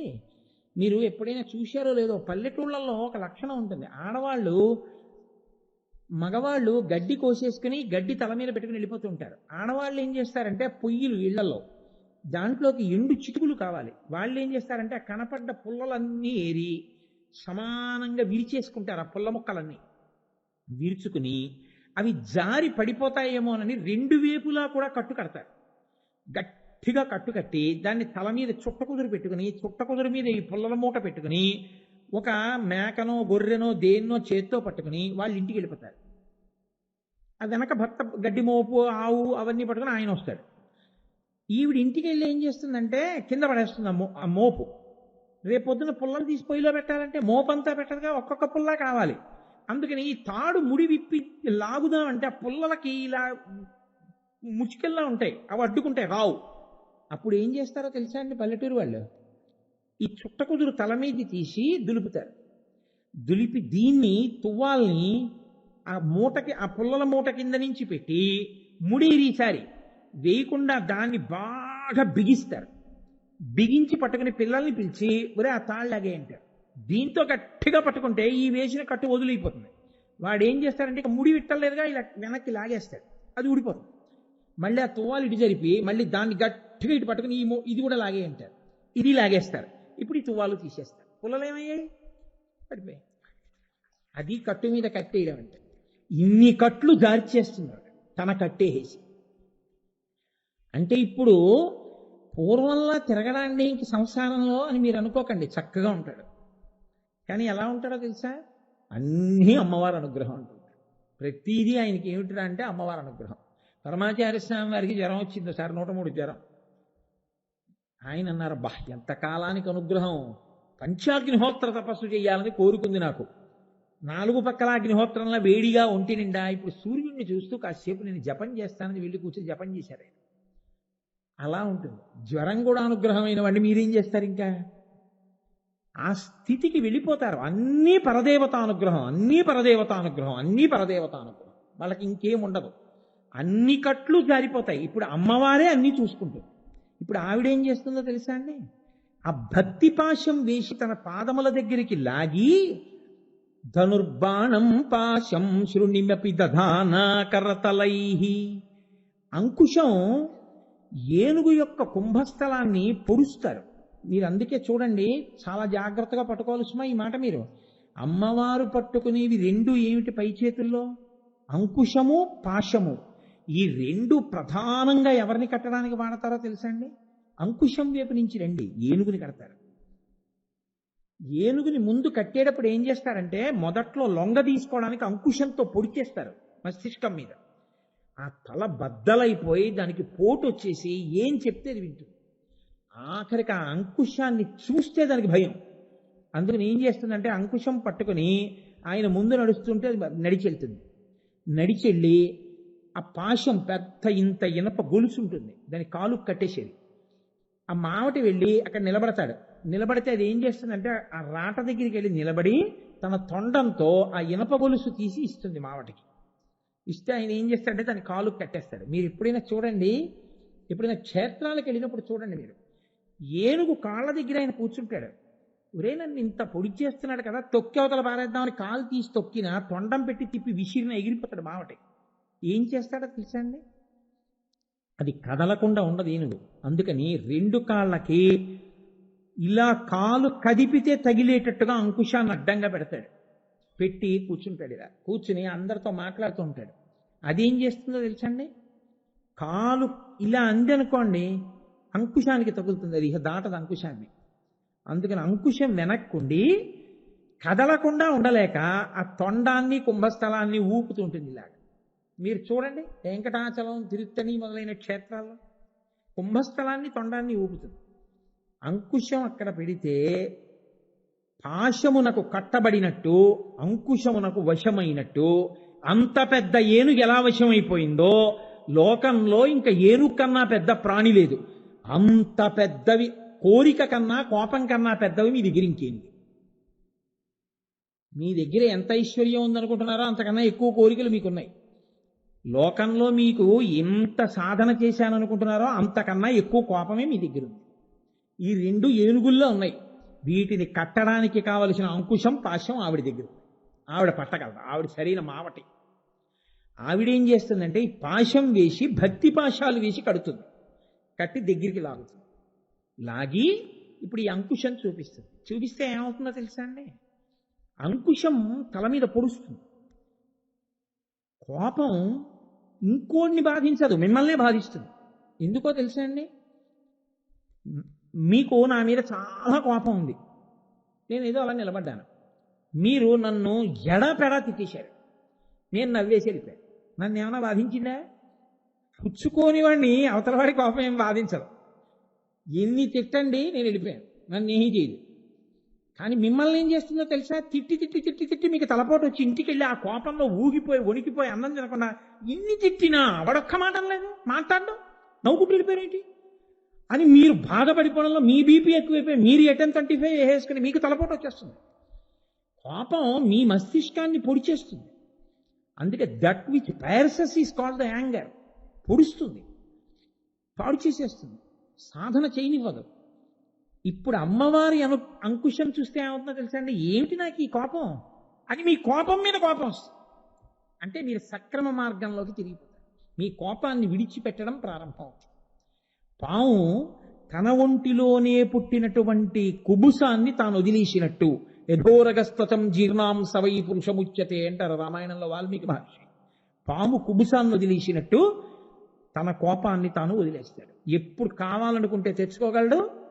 ఇంతకన్నా అనవసరం, కోపం పెట్టుకోకూడదంటే కోపాన్ని వదిలేస్తాడు. ఆ స్థితి వస్తుంది. వశపడకుండా నిలబడగలిగిన స్థితి వస్తుంది. కోపం మీ చెప్పు చేతల్లోకి వస్తుంది. ఇది ఎప్పుడు వస్తుందంటే అమ్మవారి అనుగ్రహం. ఇప్పుడు తర్వాత మిగిలిపోయినవి ఏమిటి?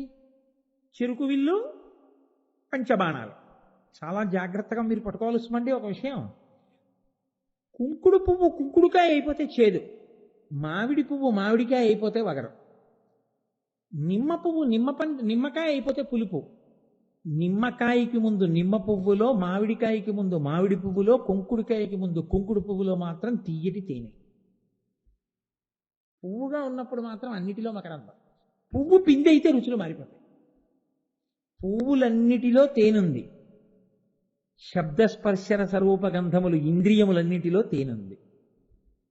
శబ్ద వినడం పిచ్చి, అందుకని వెళ్ళిపోతూ ఏవో పెట్టుకు వింటుంటాడు. అదేదో మంచి మాటలు అయితే పర్వాలేదు, ఏదో పిచ్చి సంగీతం, అర్థం బద్ధం లేని సంగీతం, అక్కర్లేని విషయాలన్నీ వింటుంటాడు. పక్షుల కలకూజితాలు విని సంతోషపడిపోడు. అవన్నీ పెట్టుకుని పొంగిపోతుంటాడు.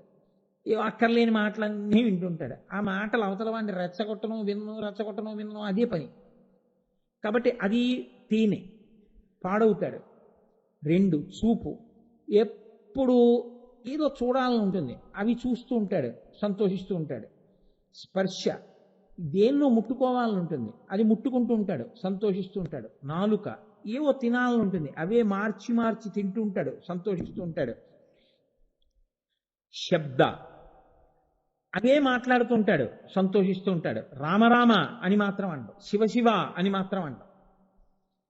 ఇన్నేళ్లు బతికావు కదా, నోరు ఇచ్చారు కదా, ఎన్ని మాటలు భగవన్నామని చెప్పావు? ప్రాణం పోయినా చెప్పడం. అక్రమాల మాటలే మాట్లాడతారు. ఇప్పుడు ఈ 5 తేనె ఉంది. తేనె ఎంత తాగినా మత్తెక్కుతుంది. ఈ 5 ఇంద్రియాలతో మీరు విషయ సుఖాలు ఎన్ని అనుభవించినా ఇంకా తాగాలనే ఉంటుంది మత్తు. అందుకని ఈ 5 బాణాలు పట్టుకొని మన్మధుడు పాడు చేస్తాడు. మన్మధుడు ఈ 5 వేస్తూ ఉంటాడు. అందుకే ఆయన దగ్గర 5 పువ్వులే. పంచవిశిఖ, ఈ 5 ఇంద్రియాల మీద వేస్తూ ఉంటాడు. చూడకూడనివి చూడాలని, వినకూడనివి వినాలని, ముట్టుకోకూడనివి ముట్టుకోవాలని, తినకూడనివి తినాలని, తినకూడని సమయంలో తినాలని, తినకూడని రీతిలో తినాలని అనిపిస్తుంది. ఇది పాడు చేసేస్తుంది, ఆత్మోన్నతిని పాడు చేస్తుంది. ఇప్పుడు అమ్మవారంది నేను పుచ్చుకుంటాను, తను పుచ్చుకుంది. పుచ్చుకుంటే శివుడు తండ్రిగా వచ్చి కూర్చున్నాడు. 1. 2, ఇప్పుడు ఈ 5 ఇంద్రియాలు ఏమవుతాయో తెలుసా అండి మీకు? అమ్మవారి చేతిలో 5 పట్టుకొని పాశం వేసి దగ్గరికి లాగితే చూస్తాడు. ఎలా చూస్తాడంటే కామాక్షిగా చూస్తాడు అందరిని, ఏకాంబరేశ్వరుడిగా చూస్తాడు అందరినీ. అంతటా ఈశ్వరుణ్ణి చూస్తూ ఉంటాడు, వింటూ ఉంటాడు. ఎప్పుడూ భగవత్ సంబంధమైన విషయాల్ని వింటుంటాడు. ప్రతి శబ్దంలో ప్రతి ధ్వనిలో ఈశ్వరానుగ్రహాన్ని చూస్తూ ఉంటాడు. ఎక్కడికో వెడతాడు, నిశ్శబ్దంగా ఉంటుంది. ఆ చెట్ల మీద పక్షులు రకరకాల కోతలు కూస్తుంటాయి. ఇన్ని రకాల పక్షులు, ఇన్ని రకాల ధ్వనులు, ఇవన్నీ ఈశ్వరుడు ఎలా సృజించాడో అసలు.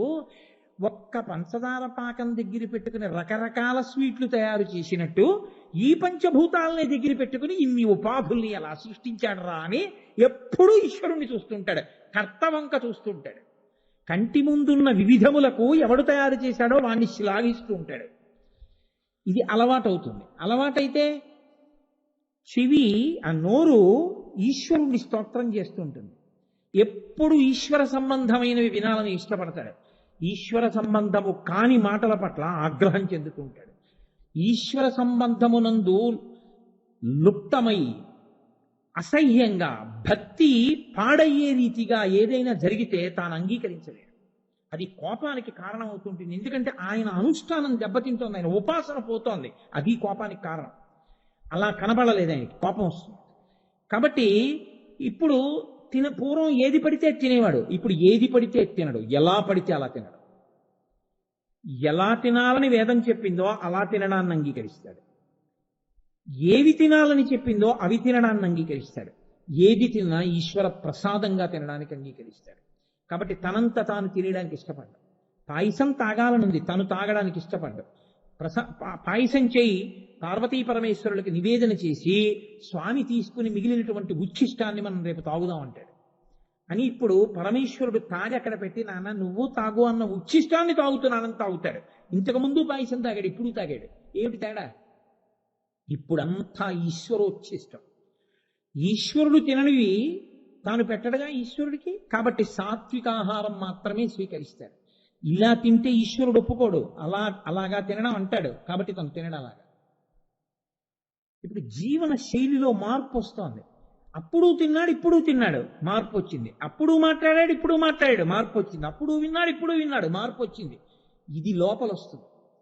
ఈ 5 ఇంద్రియములు తేనెగా పనికొచ్చి విషయ సుఖముల మీద వెంపర్లాటుంటే మన్మథ బాణములకు పడిపోతున్నాడని గుర్తు. మళ్ళీ పుడతాడు, మళ్ళీ తెస్తాడు, మళ్ళీ పుడతాడు, మళ్ళీ తెస్తాడు, కిందకు పోతాడు. అమ్మవారి బాణములకు వశమయ్యాడని గుర్తేట, అమ్మవారి పాశం పడి దగ్గరికి లాగింది. ఈ 5 ఇంద్రియములను ఈశ్వరుడు యందు నిక్షేపించి అనుభవిస్తుంటాడు. ప్రతి దానికి ఒకటే మాట ముందు చేరుస్తాడు. ఏమిట్రా అంటే అమ్మవారి అనుగ్రహం. అన్నిటికీ పరీక్ష ఒక్కటే. ఏమిటి? ఇది ఈశ్వరుడు అంగీకరిస్తాడా? తప్పు అలా చేయకూడదు, తాను అంగీకరించు.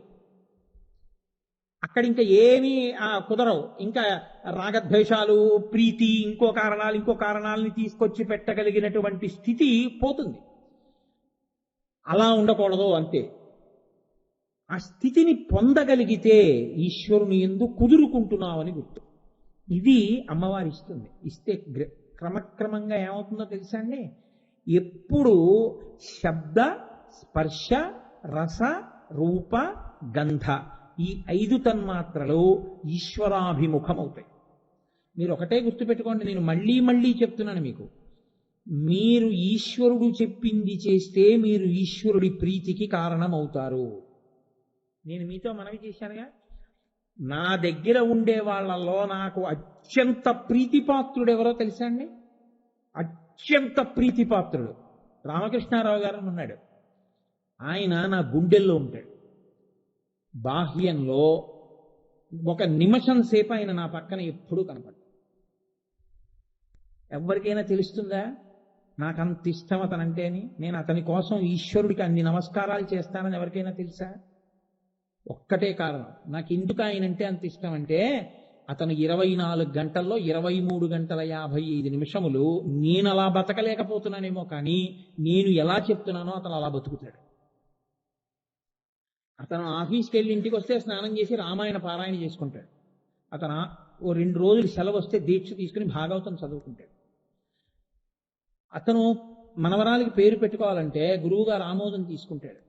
ఏ పని చెయ్యాలన్నా గురువుగారు ఆమోదించారా చూసుకుంటూ ఉంటాడు. అతనికి ఎప్పుడు ప్రతి కదలికలో ఇలా నేను చేస్తే గురువుగారి మాట నేను చేసిన వాడినేనా చూసుకుంటూ ఉంటాడు. ఎక్కడో ఉంటాడు సభలో, ఇవాళ కూడా ఉంటాడు. కానీ నేను వస్తున్నప్పుడు నా దగ్గరికి రాడు, నేను వెడుతున్నప్పుడు నాకు కనపడు, నా ఇంటికి రాడు, నాతో మాట్లాడు. నేను ఆయన ఇంటికి వెళ్తాను. నేను ఆయన ఇంటికి వెడితే అగ్గగ్గలాడుతూ కూర్చుంటాడు. కూర్చోవయా అంటే కూర్చుంటాడు. ఇద్దరం కలిసి చదువుకున్నాం. నేను ఈశ్వరుడి గురించి చెప్పిన దాంట్లో ఎంత అనుష్ఠిస్తున్నానో ఈశ్వరుడికి తెలుసు, నాకు తెలుసు. కానీ నేను చెప్పే దాంట్లో తూచా తప్పకుండా బతుకుతున్నవాడు రామకృష్ణ. అతనంటే నాకు అందుకే అంత ప్రీతి. ఒక లౌకికమైన వ్యక్తిని ఇవాళ ఈ రహస్యం మీకు చెప్పేశాను, నాకే అంత ప్రీతి ఉంటే ఈశ్వరుడు చెప్పినట్టు బతుకుతున్న వాడి మీద ఈశ్వరుడికి ఎంత ప్రీతి ఉంటుందండి. అలా బతికేటట్టు చేసేస్తుంది అమ్మవారు. ఈ ఐదింటిని తిప్పేస్తుంది. సెన్షువల్ ప్లెజర్స్ అంటారు. ఈ ఇంద్రియాల వల్లే పాడైపోతాడు అంతే. 5 ఇంద్రియాల వల్ల. ఈ 5 ఇంద్రియాలతో పాడవకుండా ఈ 5 ఇంద్రియాలని ఈశ్వరాభిముఖం చేస్తుంది. నాలుక మీదకి ఈశ్వరార్పణ చెయ్యంది పెట్టడం, చెవిలోకి ఈశ్వర సంబంధము కానిది వెళ్ళడానికి వీల్లేదు, ముక్కుతో ఈశ్వర సంబంధము లేనిది వాసన చూడడం, ఏ వాసన వచ్చినా ఈశ్వర సంబంధంగా చూస్తాడు. సుగంధిం పుష్టివర్ధనం అంటాడు. ఎక్కడ ఏమి రానివ్వండి అదంతా మా ఈశ్వరుడి దివ్య విభూతి అంటాడు. మా తేజోంశ సంభవం అంటాడు గీతాచార్యుడు. అన్నిటి యందు ఈశ్వరుణ్ణి చూస్తుంటాడు. 5 ఇంద్రియములు మారి మారి మారి మారి ఏ సుఖమును అనుభవించినా ఈశ్వరానుగ్రహంగానే అనుభవిస్తాయి. దానివల్ల ఏమైపోతుందంటే సముద్రపు లోతు కనుక్కుందామని బయలుదేరినటువంటి ఉప్పుతో తయారు చేయబడిన ఏనుగు సముద్రములో కరిగిపోయినట్టు ఈశ్వరుణ్ణి అర్చించడానికి అలవాటు పడిపోయి ఇంద్రియములు ఈశ్వరాభిముఖమైన వ్యక్తి యొక్క మనసు ఈశ్వరుడు ఎందుకు కలిసిపోతుంది. ఇది ధనస్సు మనస్సు. ఈ మనసు ఆయన ఎందు లయమైపోతుంది. లయమైపోయి ఆయననే చేరుకుని ఆయనలో కలిసిపోతుంది. ఇలా చెయ్యగలిగినది ఎవరు? అమ్మవారు. ఆవిడ చేస్తుంది. ఆవిడ దీని ఎందు ఎంత దూరం వెళ్ళిపోతుందో తెలుసా అండి? అసలు మీరు ఒక్క అడుగు వేయడం మీకు రావాలి. ఒక్క అడుగు వేయడం మీకు వచ్చి మీరు ఆవిడ పాదాలు పట్టుకుంటే మనసులో ఆవిడికి చిత్తశుద్ధితో నమస్కారం చేయడం మీకు వస్తే అంతే, ఆవిడ తన ఆయుధాల్ని ప్రయోగిస్తుంది. ఇప్పుడు మీరు తెలుసుకోవాలి, నేను ఇంద్రియములకు వశుణ్ణవుతున్నానా? కోపం ఎక్కువ నన్ను బాధ పెడుతోందా? ఎక్కువ పిచ్చి కోరికలు నన్ను బాధ పెడుతున్నాయా? నీకు ఏది బాధ పెడుతోందో మీరు అమ్మవారికి సంబంధించిన ఆ ఆయుధాన్ని స్తోత్రం చేయాలి. మీరు ఏమీ చేయకుండా నాకు ఇదే బాగుంది అన్నారు అనుకోండి, ఆవిడ ఏం చేస్తుందో తెలుసా అండి? మహామాయా విశ్వం భ్రమయసి పరబ్రహ్మ మహిషి. చక్కగా అనుభవించండి. నేనేమి నీ జోలికి రా. శరీరం ఇచ్చాను, బుద్ధి ఇచ్చాను, అనుభవించు నీ ఇష్టం. ఆ కళ్ళతో చూడకూడనివన్నీ చూస్తాడు, చెవులతో వినకూడనివన్నీ వింటాడు, దీంతో ముట్టుకోకూడనివన్నీ ముట్టుకుంటాడు. కానీ ఏ మనసుకి వశపడి ఇవన్నింటిలో సుఖం ఉందనుకున్నాడో ఆ శరీరం పడిపోతుందో రోజు. మనసు మాత్రం ఏం చేస్తుందో తెలుసా అండి? ఇంద్రియ శక్తుల్ని పట్టుకుని బయటికి వెళ్ళిపోతుంది. ప్రాణం పోవడం అంటే అదే. బయటికి వెళ్ళిన తర్వాత అమ్మవారు ఏం చేస్తుందంటే, నీకు ఇవన్నీ ఇచ్చి ఇన్ని కదలికలు ఇచ్చినా అక్కర్లేకపోయాంగా మేము, నీకెందుకు ఈ ఉపాధి? ఇప్పుడు ఆ మనసు, ఆ ఇంద్రియాలే, ఆ కళ్ళే, ఆ చెవులే, ఆ నోరే ఆఖరికి ఏమవుతాయో తెలుసా అండి? ఎప్పుడు ఏది కనపడితే అది తినడమే జీవితంగా వెంపర్లాటతో బతికాడు. ఓ కుక్క కలియబడి తినేసే కుక్కలా అంటారు. ఓ కుక్క. ఇంకంతకన్నా నేను దాని గురించి ఉపన్యాసాలు ఎందుకు? దానికి తగిన ఉపాధిలోకి పంపించేస్తున్నాడు. నీ అంత నువ్వు తిరగవలసిన అవసరం ముందు నీది. ఎందుకంటే బుద్ధి నీకు ఇచ్చింది ఆవిడ. అందుకే మీరు ఎన్ని పూజలు చేయండి, పూజలన్నీ ఎక్కడ పూర్తయిపోతాయో తెలుసా అండి? ప్రచోదయాత్ తన దగ్గర పూర్తవుతాయి. కాత్యాయనాయ విద్మహే కన్యకుమారి ధీమహి తన్నో దుర్గి ప్రచోదయాత్. ఏదో మీరు పరమశివుణ్ణి స్తోత్రం చేశారనుకోండి, ఆఖరణ ఆయన్ని కూడా అంతే ప్రచోదయాత్. యజ్ఞోపవీతం ఉన్న వాళ్ళు సంధ్యావందనం చేసి 3 కాలముల యందు అమ్మవారిని అడిగేది ఏమిటంటే బుద్ధి ప్రచోదయాత్, ప్రచోదయాత్, ప్రచోదయాత్, ప్రచోదయాత్. మా బుద్ధులు ప్రేరేపింపబడుగాక, మా బుద్ధులు ప్రేరేపింపబడుగాక, అమ్మవారి వైపుకి తిరుగుగాక. ఇప్పుడు ఆవిడ ఏం చేసింది? ఆవిడే మన్మధుడి చేతిలో ఆయుధాలు తాను తీసుకుని శంకరుణ్ణి తండ్రిగా తీసుకొచ్చి కూర్చోబెట్టింది. మన్మధుడు చెయ్యలేని పని తను చేసింది. ఆ ఆయుధాలు తాను పట్టుకుని మన్మధుణ్ణి బతికించి మళ్ళీ ఆ ఆయుధాలు ఆయనకి ఇచ్చింది, తాను పట్టుకుంది. ఇప్పుడు ఆవిడ శివకామ సుందరి, శివుడికి భార్య. ఆవిడ అందాన్ని చూసేటటువంటి స్థితి ఒక్క శివుడిదే. మీకు నాకు ఆవిడ అందంతో సంబంధం ఏం లేదు. ఆవిడ మనకు అమ్మ. మనకి ఆవిడ జగజ్జనని, అఖిలాండేశ్వరి. ఆ తల్లి అంబిక, మనందరికీ అమ్మ. ఆవిడే ఆ ఆయుధాలతో బుద్ధి కలిగి నమస్కారం చెయ్యకుండా ఉండిపోయిన వాణ్ణి మాయలో తిప్పుతుంది. ఆవిడే నమస్కరించిన వాణ్ణి పాశం వేసి దగ్గరికి లాక్కుని శివుల్లో కలుపుతుంది. ఎన్ని చేసింది ఆవిడ అంబికగా? 4 కార్యాలు చేసింది. ఈ కార్యాలన్నీ చేస్తున్నా నేను చేస్తున్నాను అనదు. ఆవిడ ఏమంటుందో తెలుసా అండి? నేను ఆయన పాదధూళినంటు. ఎందుకంటే పతివ్రతా ధర్మం ఉంది లోకంలో. ఆవిడ ఎంత మహారాజ్ఞి అయినా, ఆవిడ ఎంత శక్తివంతురాలైనా, ఆవిడ మాత్రం ఎప్పుడూ ఆవిడికి శంకరుడంటే ప్రీతి. అందుకే ఎవరైనా భక్తులను ఉద్ధరించాలనుకోండి, వాళ్ళకి కూతురుగా వస్తుంది. దక్షుడు అడిగాడు, దాక్షాయణిగా వచ్చింది. కాత్యాయన మహర్షి అడిగారు, కాత్యాయనిగా వచ్చింది. భృగు అడిగాడు, భార్గవిగా వచ్చింది. జనకుడు అడిగాడు, సీతగా వచ్చింది. ఆకాశరాజు అడిగాడు, పద్మావతిగా వచ్చింది. నా దృష్టిలో వీళ్ళందరూ వేరు కాదు.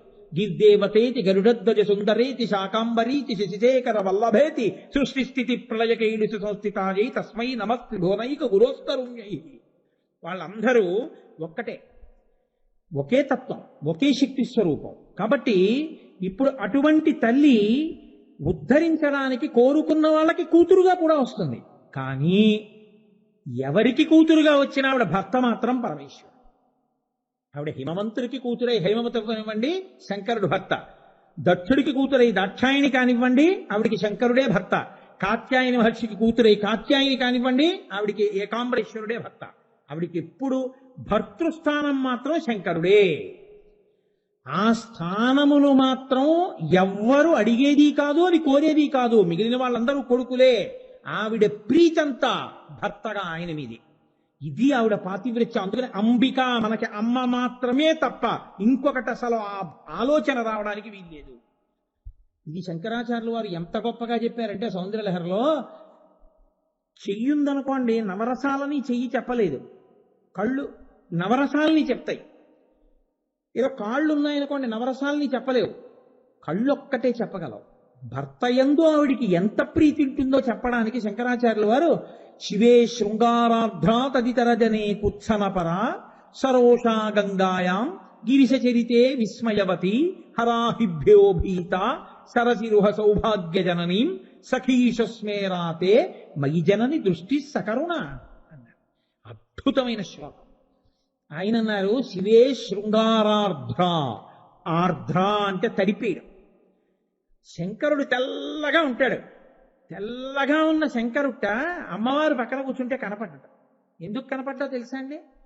కన్ను ఎప్పుడు తడిగా ఉంటుంది కదా, కన్ను పొడేరిపోకూడదు. ఆవిడ తనకి శివుడి మీద ఉన్న ప్రేమ చేత శివుణ్ణి తడిపేస్తుంది. ఆ తడిపేయడంలో ఆవిడ యొక్క ప్రేమతో కూడినటువంటి చూపుకి, ఆ ఎరుపుతనానికి, కోపంతో ఎరుపు కాదు సుమండి, అనురాగము ఎరుపు. ఆ అనురాగపు దృక్కులకు తెల్లని శివుడు ఎర్రగా అయిపోతాట. ఆవిడ పక్కన ఎరుపులో కలిసిపోతాట. అసలు అలా తడిపేస్తుంది ఆవిడ ఆ ప్రేమతోటి. ఈ శివే శృంగారార్ధ్ర తదితరజనే కుత్సమపర. నేను మగవాణ్ణి కదా, నేను పురుషుణ్ణి కదా అని అమ్మవారి దగ్గరికి వెళ్ళినప్పుడు కొడుకుగా కాకుండా మగవాణ్ణన్న భావనతో నిలబడ్డాడో బీభత్సంగా చూస్తుంది ఆవిడ. మహిషాసురుణ్ణి శుంభుల్ని చూసినట్టు చూస్తుంది.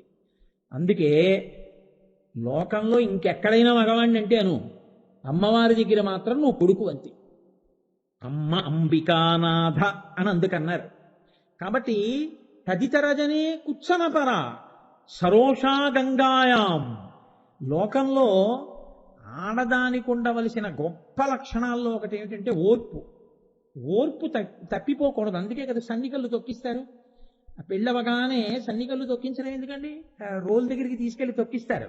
ఎందుకు తొక్కిస్తారంటే, నువ్వు నా ఇంట్లోకి ప్రవేశిస్తున్నావు, నీ మీద నాకు విశేషమైన ప్రీతి ఏర్పడుతుంది.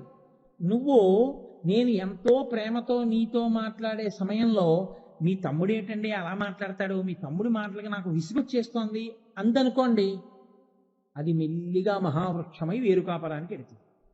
కాబట్టి మా ఇల్లు విడిపోయే మాటలు మాట్లాడకుండా, మా ఇంట్లో ఎవరి వలనైనా నీకు కష్టం కలిగినా ఓర్పు పట్టే, ఇదిగో ఈ సన్నికల్లుని రుబ్బినా గుద్దినా దంచినా ఎలా ఓర్పు పడుతోందో అలా ఓర్పుతో ఉండు సుమా, నా కోసం ఓర్పు పట్టే అని సన్నికల్లు తొక్కిస్తారు సమంత్రకంగా. కాబట్టి సరోషాగంగాయాం, ఆడదానికి ఎక్కడైనా ఓర్పు ఉంటుంది, ఒక్క చోట మాత్రం ఓర్పుగా ఉండని చెప్పరు, అసలు ఆ పరిస్థితి రానుకూడదు. సవతిని తీసుకొచ్చి ఓర్పుగా ఉండమని చెప్పకూడదు. అది అసలు ఏ భార్యాస్థానము దాన్ని అంగీకరించదు, ఏదైనా ఒప్పుకుంటుంది.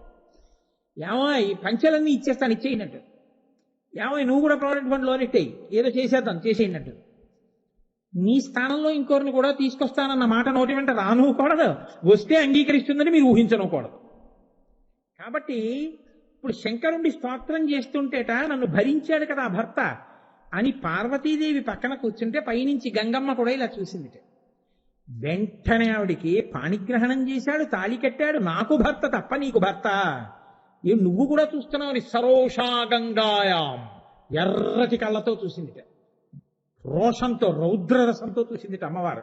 శత్రువులు చూసిందని చెప్తే బాగుండదు కదండి, అతని శంకరాచార్యులు వారి ప్రజ్ఞ, కళ్ళల్లో రౌద్రరసం కనపడింది అమ్మవారికి. అప్పుడు శివుణ్ణి చూస్తే శృంగార రసం, మగవాడిని అన్న భావనతో అమ్మవారి దగ్గరికి వచ్చి ఎవడన్నా నిలబడితే కొడుకులా కాకుండా భీభత్సరసం. శివుణ్ణి పొగిడినప్పుడు గంగ చూస్తే రౌద్రరసం. సరోషాగంగాయాం గిరిశ చరితే విస్మయవతి, పక్కన సరస్వతీదేవి కూర్చుని విపంత్యాగాయంతి వివిధమపదానం పశుపతేహే, ఆ పరమశివుడి యొక్క వైభవాన్ని వీణ మీద కీర్తనలు చేస్తుంటుంది. అమ్మా త్రిపురాసురుల్ని ఒక్క బాణంతో కొట్టేశాడమ్మా, జలంధరుణ్ణి చంపదల పారేశాడమ్మా, గజాసురుణ్ణి త్రిశూలం మీద నిలబెట్టాడమ్మా, మన్మధుణ్ణి కాల్చేశాడమ్మా, యమధర్మరాజుని తల్లీశాడమ్మా అని స్తోత్రాలు చేస్తుంటే విస్మయవతి ఆశ్చర్యంగా అలా వింటుందట. అబ్బా మా ఆయన కదా ఇంత గొప్పవాడు అని. గిరిశ చరితే విస్మయవతి, భయాల్ని పోగొట్టేది అమ్మవారు, భయాపహ అని పేరు ఆవిడికి. అటువంటి ఆవిడ భయపడిందంటే బాగుండదు. మరి ఎలా భయాన్ని చూపించడం, భయానక రసం చూపించడం, అది శంకరాచార్యుల వారి ప్రజ్ఞ. మా ఆయన కదా ఇంత గొప్పవాడని సంతోషంగా అందరూ చూస్తుండగా ఇలా చెయ్యి పట్టుకుంటే బాగుండదని ఆవిడ చెయ్యి ఇలా మెల్లిగా శంకరుడి చెయ్యి మీద వేసిందిట. ఆయన పావులు చుట్టుకుంటాడు, ఆ ఊరుకుంటుందా పిల్లపాము మెల్లిగా పాకి ఈవిడ మీదకి ఎక్కింది. ఎక్కితే చల్లగా తగిలింది, తగిలితే హరాహిభ్యో భీత, ఆ పాము పిల్లని చూసి అయ్యి బాబాయ్ పాము అందుకు. అమ్మవారి కళ్ళల్లో భయం కనపడింది అన్నారు శంకరాచార్యుల వారు. హరాహిభ్యో భీత సరసిరుహ సౌభాగ్య జననీ, అమ్మవారి కళ్ళల్లో వీరరసం చూపించారు. ఇప్పుడు మహిషాసుడితో యుద్ధం చేసింది, శుంభల శంభులతో యుద్ధం చేసింది అంటే అసహ్యంగా ఉంటుంది, బాగుండదు. నేను ఆయన అన్నారు అసలు లోకంలో అమ్మ ఎర్ర కలువ అన్నది లేనేది, ఉన్నది ఒకటే కలువ, తెల్ల కలువ. కాకపోతే అది ఏం చేసిందంటే అమ్మవారి కళ్ళకి కలువ పూలకి సామ్యం చెప్తారుగా, అందుకని అమ్మవారి కళ్ళని మాతో పోలుస్తారు కదా అని టీవీగా వచ్చి ఎదురుగుండా నించుంది. ఏమిటే ఇలా పుట్టి అలా వాడిపోయే నీకు నా కళ్ళకి పోలిక అని అమ్మవారి ఇలా చూసిందిట, వీరరసంతో చూసిందిట. ఎవరు గొప్ప అంతే, ఈవిడ కళ్ళల్లో ఉన్నటువంటి ఆ వీరరసపు ఎరుపుతనం తెల్ల కలువలో పడి తెల్ల కలువలో పడి నుంచి ఎర్ర కలువలు కూడా అయ్యాయి. కాబట్టి సరసిరుహ సౌభాగ్య జననీం, అమ్మా అప్పుడు నీ కళ్ళల్లో వీరరసం కనపడింది. సఖీషు స్మేరాతే, నీ దగ్గర ఉండేటటువంటి చెలికెత్తెలితో హాస్యం ఆడినప్పుడు హాస్యరసం కనబడింది. మైజనని దృష్టి సకరుణ, ఇంతలో ఆ సఖీజనం అన్నారమ్మా శంకరాచార్యుల వారు వచ్చారమ్మా అని బిడ్డడు అన్నారు.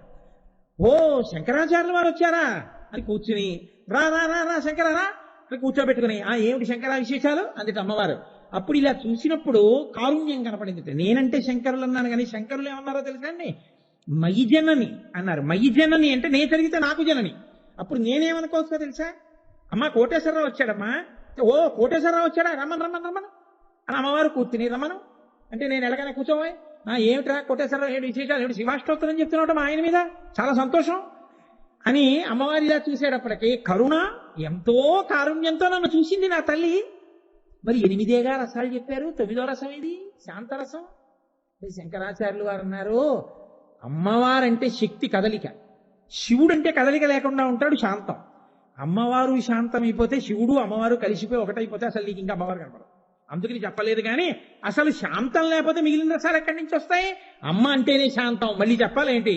అందుకని అమ్మకి శాంతం ఉందని చెప్తే అది అమ్మ అవమానించినట్టు. కాబట్టి నేను చెప్పను, అమ్మ అంటేనే శాంతం అవుతాను. రెండు వైపులా పదునే ఆయన కత్తి. కాబట్టి శివే శృంగారార్ధ్రా తదితరజనే కుత్సనపర సరోషా గంగాయాం గిరిశజరితే విస్మయవతి హరాహిభ్యో భీత సరసిరహ సౌభాగ్యజననీం సఖీష స్మేరాతే మయి జనని దృష్టి సకరుణ. నవరసాలు అమ్మవారు ఎప్పుడు పరమశివుడంటే అంత ప్రీతితో ఉంటుంది. శంకరాచార్యుల వారు సౌందర్యలహరిలోనే అంటారు, అమ్మా నీ ఒళ్ళంతా లావణ్యమే కానీ నీ మోచిప్పలు మాత్రం గరుకమ్మా అన్నారు. ఎందుకంటే ఆవిడ సభలో కూర్చుంటే అయ్యా శంకరుడు విజయం చేస్తున్నాడంటారు. గబగబా వెళ్ళి ప్రతిరోజు తెల్లవారుజామున సభామంటపంలో రాత్రి మోకాళ్ల మీద నేల మీద వంగి తన నుదుటిన ఉన్నటువంటి కుంకుమ బొట్టు పరమశివుడి యొక్క పాదముల మీద ముద్రపడేటట్టుగా ఆవిడ నమస్కరిస్తుంది. కస్తూరి తిలకంచి తెందు విలసత్వద్భాసి పాలస్థలీం కర్పూర ద్రవమిశ్ర చూర్ణ కపురామోదోల్ల సద్వీటికాం లోలాపంగ తరంగి తైరితి కృపాసారైర్నతానందినీం శ్రీశైల స్థలవాసినీం భగవతీం శ్రీమాతరం భావయే. ఆ తల్లి అంతటి ప్రేమ కలిగింది భర్త యందు, అంతటి మహాపతివ్రత, నిరంతరము శివోపాసన చేస్తుంటుంది. అందుకని ఆవిడ శివకామ సుందరి. భర్త యందు అంత ప్రీతి కలిగిన తల్లిగా మనకి అమ్మ, శివుడికి భార్య, మా నాన్నగారికి భార్య, నాకు అమ్మ, ఆయన మా నాన్నగారు. జగతపితరం వందే పార్వతీ పరమేశ్వరవు. ఎవరో నాకు కాదు, ఈ సమస్త జగత్తుకి వాళ్లే తల్లిదండ్రులు. కాబట్టి వాళ్ళిద్దరి యొక్క గొప్పతనం ఏమిటో తెలుసా అండి? ఈ కారుణ్యం మన్మధుడి దగ్గర నుంచి ఆయుధాలు పట్టుకుని ఉద్ధరించడం అనేటటువంటి ప్రక్రియ యొక్క కొనసాగింపునకు పరాకాష్ట కార్తీక పౌర్ణమి. అందుకే కార్తీక పౌర్ణమి నాడు 2 చెయ్యకపోతే వాడు కృతఘ్నుడు అంటున్నాయి శాస్త్రాలు. ఏమిటా 2? 3 రెండిటిని ఆరాధన ఎందుకు కలుపుతాం, ఒకటి వేరుగా కలుపుతాం. కార్తీక దీపము అన్న దీపాన్ని రేపటి రోజునే పెడతారు. మిగిలిన రోజుల్లో దీపాలు ఇంటిలో పెడతారు, ఇంటి బయట పెడతారు. కృత్తికా నక్షత్రానికి దేవాలయంలో చేస్తారు, పౌర్ణమికి తిథికి ఇంట్లో చేస్తారు. నక్షత్రం దేవాలయానికి, తిథి ఇంటికి చేస్తూ ఉంటారు. కార్తీక పౌర్ణమి కృత్తికా నక్షత్రం ఉన్న రోజున ఇంట్లో చేసినా గుళ్ళో చేసినా మామూలు దీపం ఒక్కటి పెట్టి ఏ గుళ్ళోనూ ఉంచారు. అరుణాచలంలో అయితే కొన్ని మైళ్ల దూరం కనపడేటట్టు కొండ మీద దీపం వెలిగిస్తారు. రేపు వెంకటాచలంలో శేషాచలం మీద వెలిగిస్తారు దీపాన్ని కపిలతీర్థం దగ్గర. ప్రతి ఊళ్ళో కూడా రేపటి రోజున పెంటపోగుని కూడా మామూలుగా అగ్గిపుల్ల గీసి తగలబెట్టకూడదు. రేపు ఎక్కడెక్కడ వీలైతే అక్కడక్కడ దీపాలు పెడతారు, గుత్తి దీపాలను పెడతారు. రేపు దీపం పెట్టినప్పుడు తప్పకుండా ఒక శ్లోకం చెప్పాలి. అలా శ్లోకం చెప్పకుండా రేపటి ప్రదోష వేళలో దీపం పెడితే మనుష్య జన్మ పొంది కూడా వాడు భగవంతుడి పట్ల దోషం చేసిన వాడు అవుతాడు. ఈశ్వరుడు అమ్మవారు నియమం విధించింది. కృత్తికలంటే అమ్మవారండి, కృత్తికలంటే మాతృకలు. కార్తీక మాసం అంతా తల్లి అనుగ్రహం. అందుకే కార్తీక బహుళంలో ఇంత గొప్ప స్థితి ఉండదు. కార్తీక పౌర్ణమితో గొప్ప గొప్ప తిథులన్నీ పూర్తవుతాయి. రేపటి రోజు సాయంకాలం దీపం పెడితే ఓ శ్లోకం చెప్పాలి, అందరూ చెప్పాలి. కీటాః పతంగాః మశకాశ్చ వృక్షాః జలే స్థలే ఏ నివసంతి జీవాః దృష్ట్వా ప్రదీపం నచ జన్మ భాగినః అని. ఈ దీపం కార్తీక దీపం ఇప్పుడు నేను వెలిగించింది అని ఆ దీపపు కాంతి పడుతుంది. అలాగా ఆ దీపంతో దాని మీదకి దామోదరమావాహయామి అని కానీ, ఉమాసహిత త్రయంబకమావాహయామి అని కానీ, రెండిటిలో ఏదో ఒకటి చెప్పి ఈ దీపంతో చెత్త కూడా వెలిగించాలి. రేపు వెలిగిస్తే ఏమవుతుందో తెలుసా అండి? కీటాః పతంగాః మశకాశ్చ జీవాః జలే స్థలే ఏ నివసంతి జీవాః. నీటిలో ఉన్న చేపలు కాని, బయట తిరిగేటటువంటి రెక్కలున్న దీపపు పురుగులు కాని, కదలలేని చెట్లు కాని, పుట్టలలో ఉన్న పాములు కాని, పశువులు కాని, ఇన్ని కోట్ల జన్మల నుంచో పాపాలు చేసుకుని మనుష్య జన్మ పొందకుండా ఉండిపోయిన ప్రాణికోటి కాని, మనుష్య జన్మ ఎత్తి పాపాలతో ఉన్న నేను కాని, ఈ పాపములన్నీ కూడా జలే స్థలే ఏ నివసంతి జీవా దృష్ట్వా ప్రదీపం నచ జన్మభాగినః. ఈ దీపము యొక్క కాంతి ఎంత దూరం పడుతోందో ఆ దీపపు కాంతి పడినంత మేర ఉన్నటువంటి జీవులన్నీ మోక్షమునకు వెళ్ళిపోవుగాక. ఇచ్చేస్తారు రేపు పొద్దున. రేపు రాత్రి కార్తీక పౌర్ణమి తిథి నాడు ఆ దీపపు వెలుగు పడినంత మేర ఇచ్చేస్తుంది అమ్మవారి యొక్క అనుగ్రహం దీపం రూపంలో.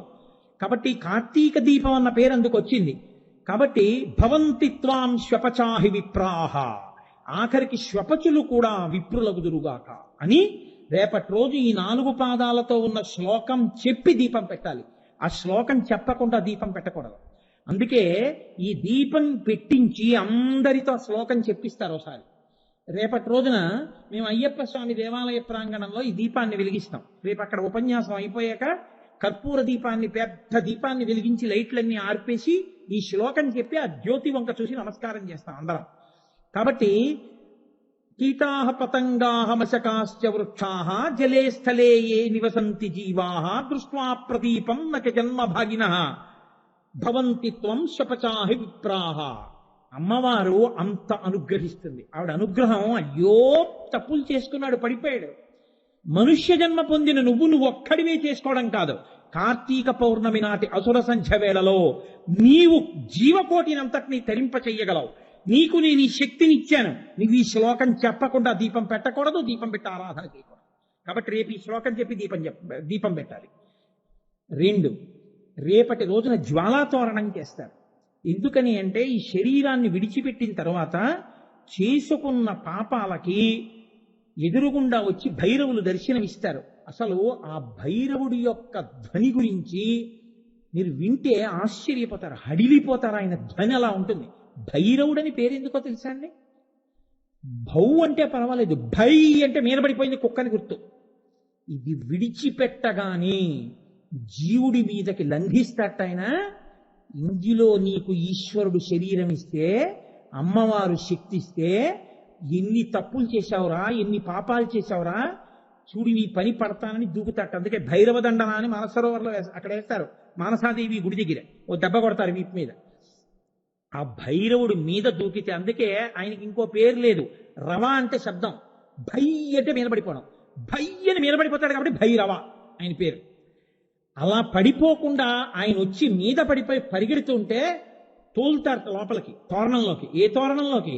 యమధర్మరాజు గారి యొక్క సభలోకి ఒక తోరణం ఉంటుంది. తోరణం అంటే పైకమ్మి. ఆ పైకమ్మి కింద నుంచి దూరితేనే లోపలికి వెళ్ళడం. ఇంటికి తోరణం ఉంటుంది కదండి, శుభాశుభములకు అదే గుర్తు. అందుకే ఇంట్లో శుభం జరుగుతోందంటే తోరణం పైకమ్మికి కడతారు. ఆ పైకమ్మి కింద నుంచే లోపలికి వెళ్ళాలి. యమసదనమునకు పైన అగ్ని జ్వాలలతో ఉంటుంది ఆ తోరణం. అసలు దాన్ని చూడగానే జీవుడు కుపితుడైపోతాడు దాని కింద నుంచి వెళ్ళడానికి. అప్పుడు గుర్తొచ్చి పాపాలు కొడుతుంటే, భైరవుడు రవం చేస్తూ మీద పడి కొరికేస్తుంటే యాతన పొందిపోతాడు. అలా పొందకుండా కార్తీక పౌర్ణమి నాడు పార్వతీ పరమేశ్వరులు అభయం ఇచ్చారు. ఒరే, ఎన్ని పాపాలు చేసినా దీపం పెట్టి ఈ శ్లోకం చెప్పి ఆ తోరణం చూడకుండా ఉండాలి అంటే కొత్తగా పండినటువంటి పంటకి సంబంధించిన ఆవిరిగడ్డి తెచ్చి 2 కర్రలు కట్టి, పైన కర్ర కట్టి, దానికి ఆ గడ్డి కట్టి, కొద్దిగా నెయ్యి పోసి ఆ గడ్డిని వెలిగించి, ఆయన కర్మ పరమేశ్వరుడికి పార్వతీ సహితుడై పల్లకిలో ఆయన కూడా 3 మాటలు తిరుగుతాడు. నీకేమీ బెంగలేదు, నేనున్నాను అండ. నువ్వు చూడవా తోరణం. నిన్ను యమధర్మరాజు యొక్క లోకం చూడకుండా నేను నీ వెనకాతలుంటాను. చేసిన పాపాలకి ప్రాయశ్చిత్తంగా నేను నీ వెనకాలంటాను, దీని కింద తిరిగే అంటాడు. ఆ జ్వాలా తోరణం కింద తిరిగేస్తారు రేపు 3 మాటలు. 3 మాటలు ఎవరు తిరుగుతారో వాళ్ళు ఇంకా యమధర్మరాజు గారి యొక్క సదనమునకు, సభకి సంబంధించిన జ్వాలలతో కూడిన తోరణాన్ని చూడవలసిన అవసరం ఉండదు. అందుకే రేపు ఏం చేస్తారంటే కార్తీక పౌర్ణమి నాటి సాయంకాలం ప్రతి దేవాలయంలో పార్వతీ పరమేశ్వర కళ్యాణం చేస్తారు. నేను కొన్ని చెప్పడానికి భయం, చెప్తే ఓహో ఇదో సూక్ష్మం ఉందనుకుంటూ ఉంటారని. ఎంతటి భయంకర పాపరాశిని కూడా రేపు పార్వతీ పరమేశ్వర కళ్యాణం చూసి అక్షతలు తల మీద వేసుకుంటే ఈశ్వరుడు తీసేస్తాడు ఖాతాలోంచి, దయాళువై. కాబట్టి ఇంట్లోనూ బయట దీపం పెట్టాలి. తప్పకుండా జ్వాలాతోరణం కింద నుంచి వెళ్ళాలి. పార్వతీ పరమేశ్వరుల యొక్క కళ్యాణం చెయ్యాలి. ఈశ్వరుడు అనుగ్రహించి అందులో తప్పకుండా జరుగుతాయి కొన్ని. పార్వతీ పరమేశ్వర కళ్యాణం ఈ సంవత్సరం జరగడానికి అవకాశం కనపట్టలేదు, ఎందుకంటే ఉపన్యాసంలో ఉండిపోతాను. రేపు జ్వాలాతోరణం మాత్రం అయ్యప్ప స్వామి దేవాలయం దగ్గర అది కూడా జరుగుతుంది. రేపు అక్కడ పార్వతీ పరమేశ్వరుడు ఉత్సవమూర్తులు ఉన్నాయి. ఆ మూర్తులతో కలిసి స్వామితో కలిసి ఉత్సవమూర్తులేమి మా తండ్రి మా తల్లి మా స్వామి ఉన్నారు. చక్కగా జ్వాలాతోరణం కింద తిరిగి రేపు ఈ శ్లోకం చెప్పి కర్పూర జ్యోతికి నమస్కారం చేస్తాను. రేపు ఉపన్యాసం అయిపోగానే లైట్లన్నీ ఆర్పేసి ఆ కర్పూర జ్యోతి వెలిగించి అందరం కలిసి శ్లోకం చెప్పి నమస్కరిస్తాం. పార్వతీ పరమేశ్వర కళ్యాణానికి వచ్చే ఏడాది జరిపించుకునే అదృష్టాన్ని ఈశ్వరుడు అనుగ్రహించుగాక. కాబట్టి ఇంత కృప చేస్తాడు ఈశ్వరుడు అంటే. అందుకే కార్తీక మాసం యొక్క సిద్ధి అంతా ఎప్పుడంటే కార్తీక పౌర్ణమి నాడే. అంత గొప్ప రోజు రేపటి రోజు. కాబట్టి అమ్మవారంటే అంతటి అనుగ్రహ స్వరూపిణి అంబిక. అమ్మయ్యి లోకంలో ఉన్న అమ్మ దయతో అన్నం పెడితే, దయతో వీడు వృద్ధిలోకి రావాలని ఆశీర్వదిస్తే, ఆ అమ్మ పాపములను కాల్చి శివుల్లో కలిపే ప్రయత్నం చేస్తూ ఉంటుంది. పుడుతున్న వాళ్ళందరినీ పుట్టిస్తుంది, అన్నం పెడుతుంది, అందరికీ ఆర్తి తీరుస్తుంది, భయాన్ని పోగొడుతుంది. అంత గొప్ప తల్లి కాబట్టి ఆ తల్లి జగజ్జనని. అందుకని అమ్మ, ఆ అమ్మ వలన మనకు అయ్య దొరుకుతాడు, లేకపోతే అయ్య దొరకడు అసలు. కాబట్టి అటువంటి తల్లివమ్మ అని స్తోత్రం చేయడానికి పేరు పెట్టి అమ్మని పిలిస్తే అంతకన్నా దోషం ఇంకోట్లేదు. అమ్మకి కితాబు అమ్మా అని పిలవడమే. కాబట్టి అంబికానాథ అని, అబ్బో అంబికానాథ, అమ్మా నువ్వు మా అమ్మవి, ఆ శంకరుడు మా తండ్రి అని స్తోత్రం చేస్తున్నట్టుగా ఆ నామాన్ని అంత అందంగా శివాష్టోత్తర శతనామ స్తోత్రంలోకి తీసుకొచ్చారు.